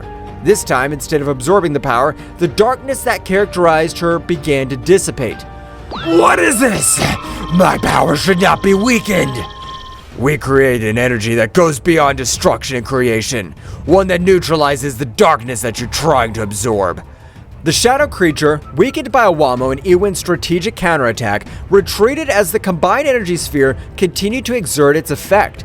The light emanating from the sphere began to purify the darkness surrounding the entity, revealing its original form before corruption. It seems our tactic's working, but we must make sure we contain it completely. We can't let our guard down. Let's continue with the strategy until the creature's completely neutralized. The space battle continued, but this time Owamo and Ewin had the upper hand. His sphere of combined energy continued to exert its purifying effect, dispelling the darkness that threatened Thraxus Nocturne. With each passing moment, the shadow creature grew weaker. The light of hope began to shine in the corner of the cosmos that was once on the verge of destruction. The shadow creature, weakened by Owamo and Ewin's strategy, retreated into space, its distorted form twisting as the combined energy sphere continued to purify the darkness that enveloped it. In a desperate attempt to regain its strength, the shadow creature began to explore its surroundings, looking for an opportunity to turn the situation in his favor. My power is weakened here. I need to find a place where darkness prevails. While exploring, the shadow creature noticed something that favored him. His eyes flashed with malevolent anticipation as he discovered that this world was called Thraxus Nocturne because it was a planet plunged into shadows. The dark entity smiled malevolently as he realized that this planet could provide the darkness needed to revitalize his power. Ha ha ha ha! Thraxus Nocturne, a feast of darkness awaits me! With amazing speed, the shadow creature launched itself towards the planet, traversing space with great speed. Owamo and Ewin, aware of his intentions, followed closely, determined to stop any attempt by the shadow creature to plunge into the darkness of the planet. As the creature approached Thraxus Nocturne, the darkness of the planet seemed to intensify, as if responding to its presence. The planet's nighttime atmosphere shone with a faint luminosity, offering a fascinating contrast to the surrounding stars. Ewin, we must prevent the creature from being filled with dark power. If she succeeds, it'll be even more difficult to stop her. Understood, Owamo. We'll not allow the darkness of this planet to fall into the hands of that entity. The shadow creature descended on Thraxus Nocturne with a terrifying impetus. As she approached, the darkness seemed to take her in, enveloping her with a gloomy welcome. The shadow creature began to absorb the darkness of the planet, its twisted form vibrating with a new energy as it filled with the essence of Thraxus Nocturne. Ha ha ha ha! Yes, this darkness will strengthen me. Nothing can stop me now. Owamo and Ewin, wasting no time, headed towards the shadow creature, determined to stop its advance before it became unstoppable. The battle in the shadows of Thraxus Nocturne was about to take a very drastic turn. We cannot allow this darkness to completely corrupt this creature. We must stop her before she becomes invincible. Your previous strategy was effective, Owamo. Let's keep working together to counter his power. Deep in the shadows of Thraxus Nocturne, the intense presence of the absorbing shadow creature did not go unnoticed by the most powerful warriors on the planet. Turles, Bardock, Raditz, Frieza, and his brother Cooler felt the darkness increasing around them and, with a mixture of amazement and concern, headed toward the epicenter of the threat. Something's not right. The darkness in this place is getting denser. Whatever it is, we cannot let it threaten Thraxus Nocturne. Let's investigate. The warriors moved nimbly across the gloomy terrain, advancing towards the source of the darkness. As they got closer, the atmosphere became heavier, as if the shadow itself wanted to resist their advance. The darkness is different. I feel a strange pressure. I'm not afraid of the dark, but this is unusual. Cooler, stay alert. Understood, Frieza. Let's find out what's going on. Suddenly, a wave of dark energy erupted before them, revealing the shadow creature that was absorbing the darkness of the planet. His twisted figure and malevolent aura were as evident as the threat he posed to Thraxus Nocturne. Warriors of this planet, his darkness feeds me. Soon I will be unstoppable. We won't let you destroy Thraxus Nocturne. Get ready, creature. The warriors went on the attack, each unleashing their unique power against the dark entity. Turles unleashed his evil aura, releasing bursts of destructive energy. Bardock channeled his Saiyan fury into powerful blows, while Raditz and Cooler coordinated their attacks to create a symphony of destruction. Frieza intensifying the struggle. This creature doesn't know who he's up against. Your resistance is useless. Each blow only increases my power. The shadow creature powered by the darkness of Thraxus Nocturne, absorbed attacks with defiant ease. Each impact seemed to strengthen rather than weaken it, plunging the warriors into the disturbing reality that they were facing an enemy that fed on its own darkness. It's not working. He's getting stronger and stronger. We need to change our strategy. We can't let it absorb all the darkness on the planet. While the warriors struggled to find an effective strategy, the shadow creature, with its distorted laughter, continued to absorb the darkness, becoming more and more powerful. The Battle of Thraxus Nocturne's survival was at its most critical, and the warriors knew that they had to find a solution before the dark entity became invincible. The dark aura released by the shadow creature enveloped the warriors of Thraxus Nocturne, gradually weakening them. The warriors struggled to stay on their feet as the entity's malevolent energy infiltrated their bodies, obscuring their vital forces. This is it. Too much. I can't let that defeat us like this. The warriors, despite their bravery, were overcome by the darkness emanating from the aura of the shadow creature. At that critical moment, when hope seemed to be fading, a heavenly light pierced the shadows. Owamo and Ewin, the angels charged with protecting Thraxus Nocturne, arrived on the battlefield. The darkness emanating from this creature is breathtaking. We cannot allow it to take over this planet. Time to show these warriors how to fight true darkness. The angel spread his wings, and together with the god of destruction, they advanced towards the shadow creature, his presence radiating a luminosity that defied the malevolent nature of the dark aura. As it approached, the dark entities sensed the arrival of divine beings and turned to face the new threat. More insignificant beings. His light will be devoured by my darkness. Don't underestimate the power of light. Darkness cannot resist the true essence of creation. Owamo extended his hand, and a purifying light enveloped the battlefield, counteracting the dark effect of the creature's aura. Ewin, on the other hand, deployed the energy of destruction, creating a perfect balance between light and darkness. The shadow creature, for the first time, felt the pressure of forces that it could not easily absorb or resist. The conflict took a turn, and the battle became more intense as the angel and god of destruction faced the dark entity with the unique combination of light and destruction. The real struggle starts now. We'll protect Thraxus Nocturne from the darkness you represent. The fight between the angels and the shadow creature reached impressive levels, with bursts of energy illuminating the dark planet of Thraxus Nocturne. Meanwhile, the warriors, freed from the debilitating effects of the dark aura, watched the fight, hoping that their planet would not be destroyed. In the dark skies of Thraxus Nocturne, the stage was transformed into a cosmic battlefield, where divine light and malevolent darkness collided in an epic confrontation. Owamo and Ewin, the guardians of this planet, displayed their celestial power with a grace and precision that defied description. The glow of the purifying light emanating from Ewin and Owamo spread across the space, illuminating the shadows that the shadow creature was trying to grasp. Ewin and Owamo's every move was a ballet of divine energy, as they gracefully dodged the dark attacks encountered with unstoppable force. Owamo's wings shone with a resplendent light, like stars in the night, as he invoked the very essence of creation to repel the dark forces rising up against him. By his side, Ewin radiated an imposing presence, with his penetrating gaze fixed on the creature as it defying the darkness itself. The shadow creature, on the other hand, was fighting with an impressive ferocity, trying to resist the overwhelming power of Ewin and Owamo. Their dark attacks were launched like ravenous shadows, seeking to consume the divine light that surrounded them.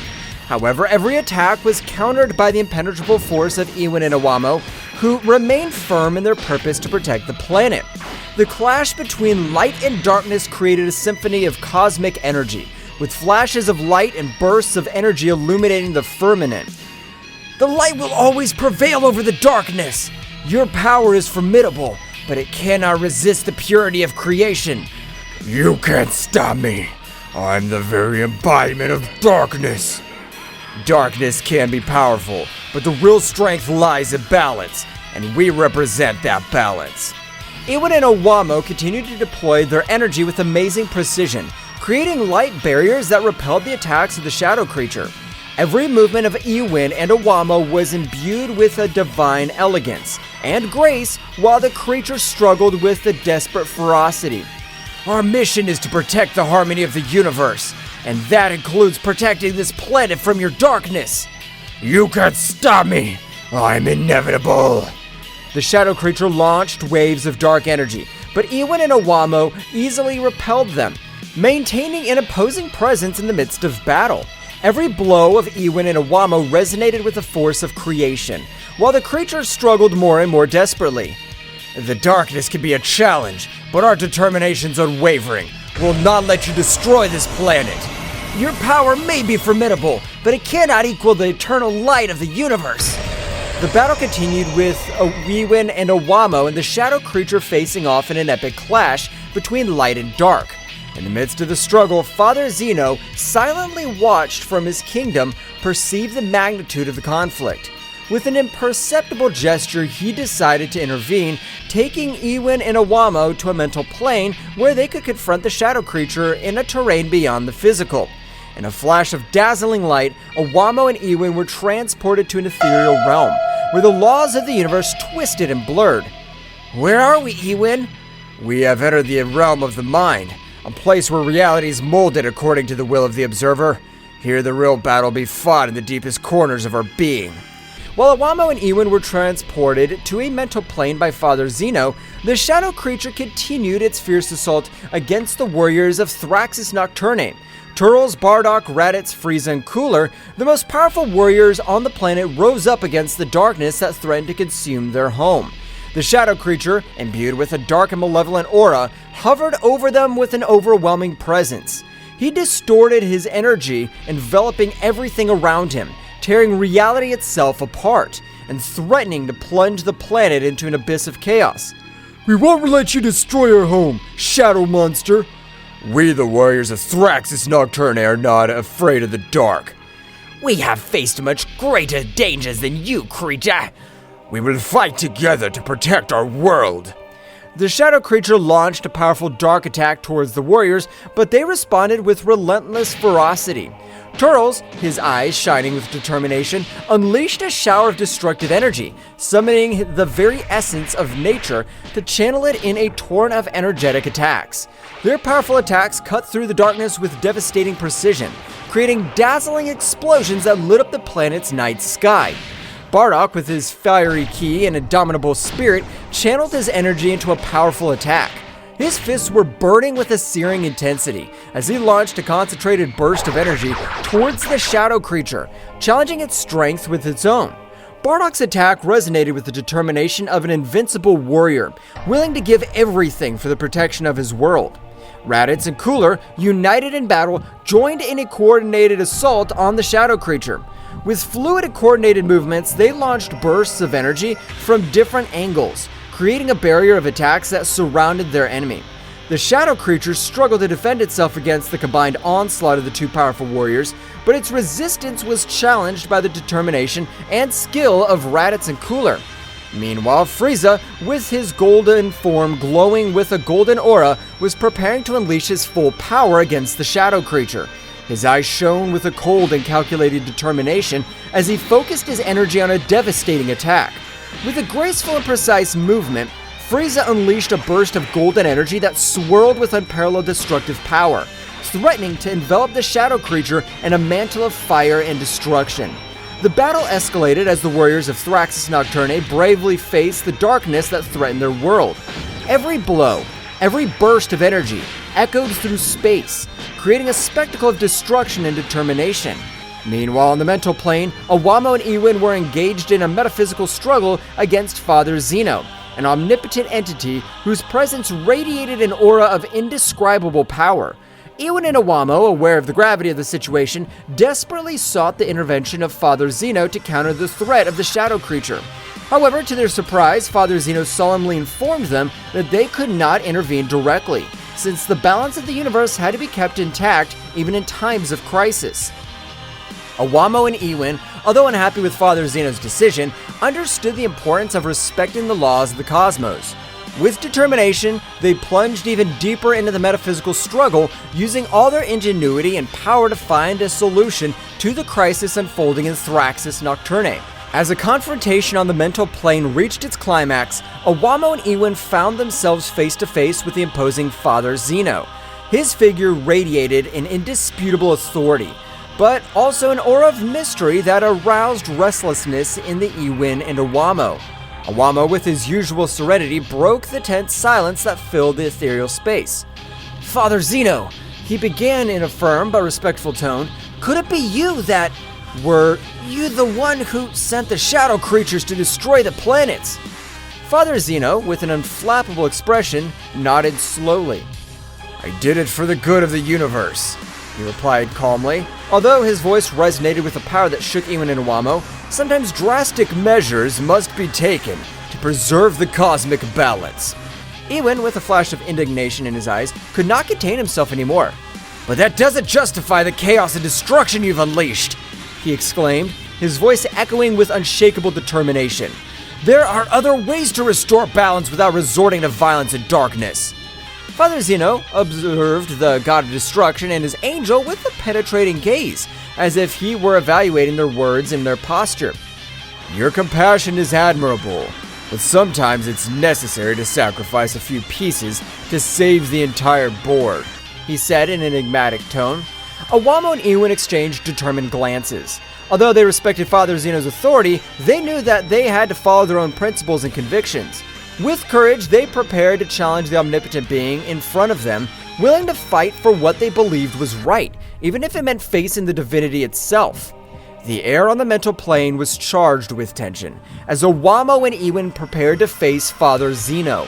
Their divine auras collided in a show of titanic forces, as Ewin and Awamo prepared to challenge the supreme being in front of them. Awamo, with his heavenly book in hand, looked at Father Zeno with determination. "Father Zeno, although we respect your authority, we cannot allow you to continue with this destruction," he stated firmly. "We'll fight for peace and balance in the universe, even if it means standing up to you." Father Zeno, with an impenetrable calm, nodded in recognition. "Your courage is admirable, but you will not be able to stop me," he replied calmly. "The fate of the universe is in my hands, and I'll do whatever it takes to preserve its balance." Without further words, the battle began with a burst of divine energy. Awamo unleashed his celestial power, summoning rays of light that he threw against Father Zeno, while Ewin threw waves of energy with determination. However, Father Zeno showed impressive resilience, deflecting every attack with surprising ease. The fight went on for what seemed like an eternity, with Ewin and Awamo and Father Zeno trading punches and counterpunches in a cosmic dance of power and skill. Every movement was imbued with a supernatural force, while the mental plane trembled under the intensity of his conflict. However, as time passed, Awamo and Ewin began to feel the weight of their opponent. Father Zeno's power was overwhelming, and every blow Ewin and Awamo received weakened them even more. Despite their bravery and determination, it seemed that they were fighting against an impossible-to-defeat force. Awamo, panting from the effort, looked at his companion with concern. "Ewin, we can't go on like this," he admitted sincerely. "Father Zeno's too powerful for us." Ewin, though exhausted, nodded determinedly. "I know, Awamo, but we can't give up," he replied firmly. "We must keep fighting, for Thraxis Nocturne, and for all beings in the universe." With a final effort, Ewin and Awamo gathered their forces to launch a final attack against Father Zeno. However, the Supreme Being easily overcame them, deflecting his power with a contemptuous gesture. Father Zeno looked at Ewin and Awamo with a mixture of admiration and regret. "They're brave, but their struggle has come to an end," he solemnly declared. "Accept your defeat and let fate take its course." With a resigned sigh, Awamo and Ewin surrendered to Father Zeno's overwhelming strength. Although they had fought with all their heart and soul, they knew that they could not defeat the Supreme Being in front of them. Father Zeno, with a compassionate look, looked at them benevolently. "Rest now, my brave creations," he said gently. "His bravery will be remembered throughout the universe." Father Zeno, with an unflappable expression, extended his hand towards the exhausted Ewin and Awamo. In an instant, a powerful burst of cosmic energy emanated from his palm, enveloping Awamo and Ewin in a dazzling radiance. Iwan and Awamo screamed in agony as Father Zeno's energy enveloped them, feeling every fiber of their being torn apart under the relentless power of the Supreme Being. Their bodies, imbued with divine light, were slowly consumed in the maelstrom of energy, fading little by little into the aether of the cosmos. Awamo and Iwan fought with all their might to resist the cataclysm that engulfed them, but it was useless. The power of Father Zeno surpassed them in every respect, and they were soon reduced to mere shadows of their former glory. With the last gasp, Awamo and Iwan exploded, leaving body parts all over the mental space, dissipating into cosmic nothingness while their essence merged with the universe. At that precise moment, we return to the earthly plane, where the fierce battle between the most powerful warriors of Thraxus Nocturne and the shadow creature was reaching its climax. Bursts of energy and thunderous crashes echoed in the air, while Bardock, in the middle of the combat, glimpsed Awamo and Iwan, who were lying unconscious on the ground, enveloped in a halo of divine light. Surprise and dismay were reflected on the faces of the warriors, who momentarily stopped their frantic struggle upon realizing the situation. Bardock, his eyes wide open, watched in horror as Iwan and Awamo's bodies began to shake, emanating flashes of energy that increased in intensity with each passing second. A tense silence enveloped the battlefield as everyone watched the scene in disbelief. Suddenly, a heart-rending explosion echoed in the air, making the earth and sky tremble. Bardock and the other warriors were thrown back by the force of the explosion, protecting themselves as best as they could from the shockwave that was spreading around them. When the afterglow of the explosion faded, what was left was a smoking crater where Awamo and Iwan once stood. The warriors slowly stood up, stunned by what they had just witnessed, as the shadow creature, now shrouded in an even denser darkness, prepared to lash out again before the protecting warriors of Thraxus Nocturne. Bardock clenched his fist determinedly, feeling a mixture of sadness and fury burn inside him. He knew that they must continue the fight, not only for the honor of their planet, but also in memory of the brave fallen guardians. With a war cry, the warriors rushed into combat again, determined to avenge the loss of their comrades and protect their home from the darkness that threatened to consume it. After the devastating explosion that killed Awamo and Iwan, the warriors of Thraxus Nocturne gathered in a circle, still stunned by what had happened. Bardock, with a gloomy look, broke the silence with a grave tone. Damn it! What the hell just happened? Turles, frowning, shook his head in disbelief. I don't know, but we can't let this sacrifice be in vain. We need to get this thing over with once and for all. Raditz, with his fist clenched, furiously nodded determinedly. You're right! Awamo and Iwan gave their lives to protect this planet. We cannot disappoint his sacrifice. Freza, with his usual impassive expression, spoke in a cold and calculated tone. The death of Iwan and Awamo should not be in vain. We must unite and concentrate our efforts on defeating that shadow creature. Cooler, with a serious look, added determinedly, We are facing an unprecedented threat, but if we fight together, we can overcome it. Let's do it for the honor of Thraxus Nocturne, for the legacy of our brave comrades. Bardock nodded solemnly, his jaw tense with determination. So, are we in agreement? We'll fight together until the end and avenge our fallen. The warriors nodded in agreement, sharing a look of determination and unity. With their hearts filled with determination, they prepared to face once again the darkness that threatened their home. As the warriors prepared to face the shadow creature again, a fierce determination burned in their hearts. Turles, feeling the energy of the battle, was the first to unleash his power. It's time to show them our true power! With a powerful scream, Turles wrapped himself in an aura of energy. Her dark hair turned golden and her eyes shone with a dazzling intensity.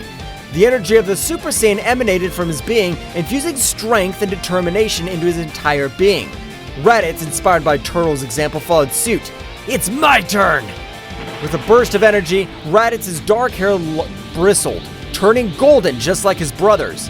His ki increased dramatically, emanating a commanding presence that filled the battlefield.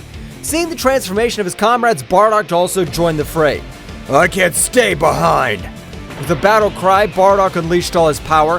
His fiery aura enveloped him in a higher golden glow. His energy increased to astronomical levels, propelling him towards a higher form of his race.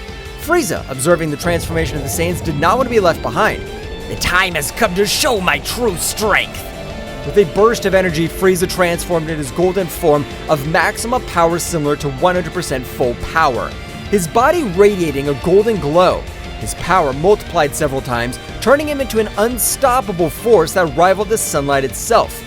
Cooler, feeling the energy surrounding him, decided to join the fight with all his might. It's time to unleash my true potential. With a flash of energy, Cooler transformed into his metallic form, his body glowing with a metallic luster. His stamina and power increased exponentially, making him an invincible force that would defy even the gods. With their transformations complete, the warriors of Thraxus Nocturne once again faced the shadow creature with renewed determination and a power that eclipsed any darkness. In the skies of Thraxus Nocturne, the battle continued as the transformed warriors faced off against the shadow creature, a being whose dark power threatened to devour everything in its path. With each of the warriors unleashing their full potential, the cosmos trembled under the force of their epic showdown. The golden aura of Turles, Raditz, and Bardock, combined with the imposing presence of Frieza and Cooler in their transformed forms, formed a dazzling spectacle in the night sky. Energy flickered around them, lighting up the darkness with golden and silver flashes as they prepared for the final showdown. The shadow creature, sensing his power of his adversaries, emanated a rumbling roar that echoed through the planet. His dark form seemed to twist and distort as he prepared for the final assault. It's time to end this once and for all! With a battle cry, Turles lunged forward. His speed increased by his Super Saiyan form. The shadow creature responded with an onslaught of dark energy, but Turles nimbly dodged it, moving with astonishing speed across the battlefield. Raditz and Bardock followed Turles' lead, attacking with relentless ferocity. Their blows echoed in the air, each one charged with the strength of his determination and the desire to protect his home planet. The shadow creature's attacks were swift and fierce, but the Saiyans deftly dodged them, responding with even more powerful blows. Father, let's keep the pressure on this thing. We can't let it destroy our home. I know. We're not going to allow this monster to destroy Thraxus Nocturne. Our power is more than enough to end it. That's right. You taught us to fight with courage and determination. We'll not back down before this creature is destroyed. Take this! The shadow creature dodged Bardock's attack with agility, launching its counterattack with its sharp claws. Careful, Father. Don't worry about me. I'm more than ready for this. And take this too. Raditz's attacks hit the shadow creature hard, but it quickly recovered and counterattacked with a surge of dark energy. Damn, this thing's tougher than I thought. We can't give up now. Our planet depends on us. You're right. Let's show you what we're capable of. The two Saiyans launched into the air attack once more with renewed determination. Their blows echoed in the air, each one charged with the strength of his determination and the desire to protect his home planet. The shadow creature, although resistant, was overcome by the ferocity of the Saiyans. Turles, with his golden hair flowing behind him, launched a quick series of precise punches, each one carrying with it the power of his transformation into Super Saiyan. His movements were fluid and graceful, as if he were dancing around his enemy, dodging every attack with impressive agility. There's no escape for you, monster! Your darkness can't compete with the power of the Super Saiyan! With a battle cry, Turles lashed out at the shadow creature, striking with overwhelming force. Every blow resounded in the air, shaking the battlefield with its power. The shadow creature was fighting desperately, but its attacks seemed weak compared to Turles' ferocity. Meanwhile, Raditz and Bardock were continuing their assault on the shadow creature. Their attacks were coordinated and precise, each complementing the other in a deadly dance of destruction. The shadow creature found itself increasingly cornered, unable to cope with the combined might of the Saiyans. Come on, Father. We know we can stop this thing. I know, Raditz. Let's keep pushing until there's nothing left of this creature. With renewed determination, the two Saiyans redoubled their efforts, launching a series of devastating attacks against the shadow creature. Each blow echoed in the air, carrying with it the weight of his determination and the desire to protect his home planet. Frieza and Cooler were watching the battle intently from a distance, their cold gazes evaluating every move of the Saiyans and the shadow creature. As the fight intensified, they noticed with increasing concern how the shadow creature began to gain more strength, releasing a dark energy that threatened to destabilize this situation. It seems that the things are getting more complicated than I expected. Yes, the shadow creature seems to be gaining ground. If we don't intervene soon, we could face an even more dangerous situation. With a cold determination, Frieza and Cooler exchanged a glance before heading towards the battlefield. His presence made itself felt immediately. His overbearing aura flooded the area as they prepared to face the shadow creature. Looks like we need to intervene before things get out of control. I agree. We cannot allow the shadow creature to wreak more havoc on our planet. With surprising speed, Frieza and Cooler launched into action, deploying all the power in an effort to contain the shadow creature. His attacks were precise and devastating, each blow carrying with it the weight of his determination and the desire to protect his home. However, the shadow creature was not going to be easily defeated.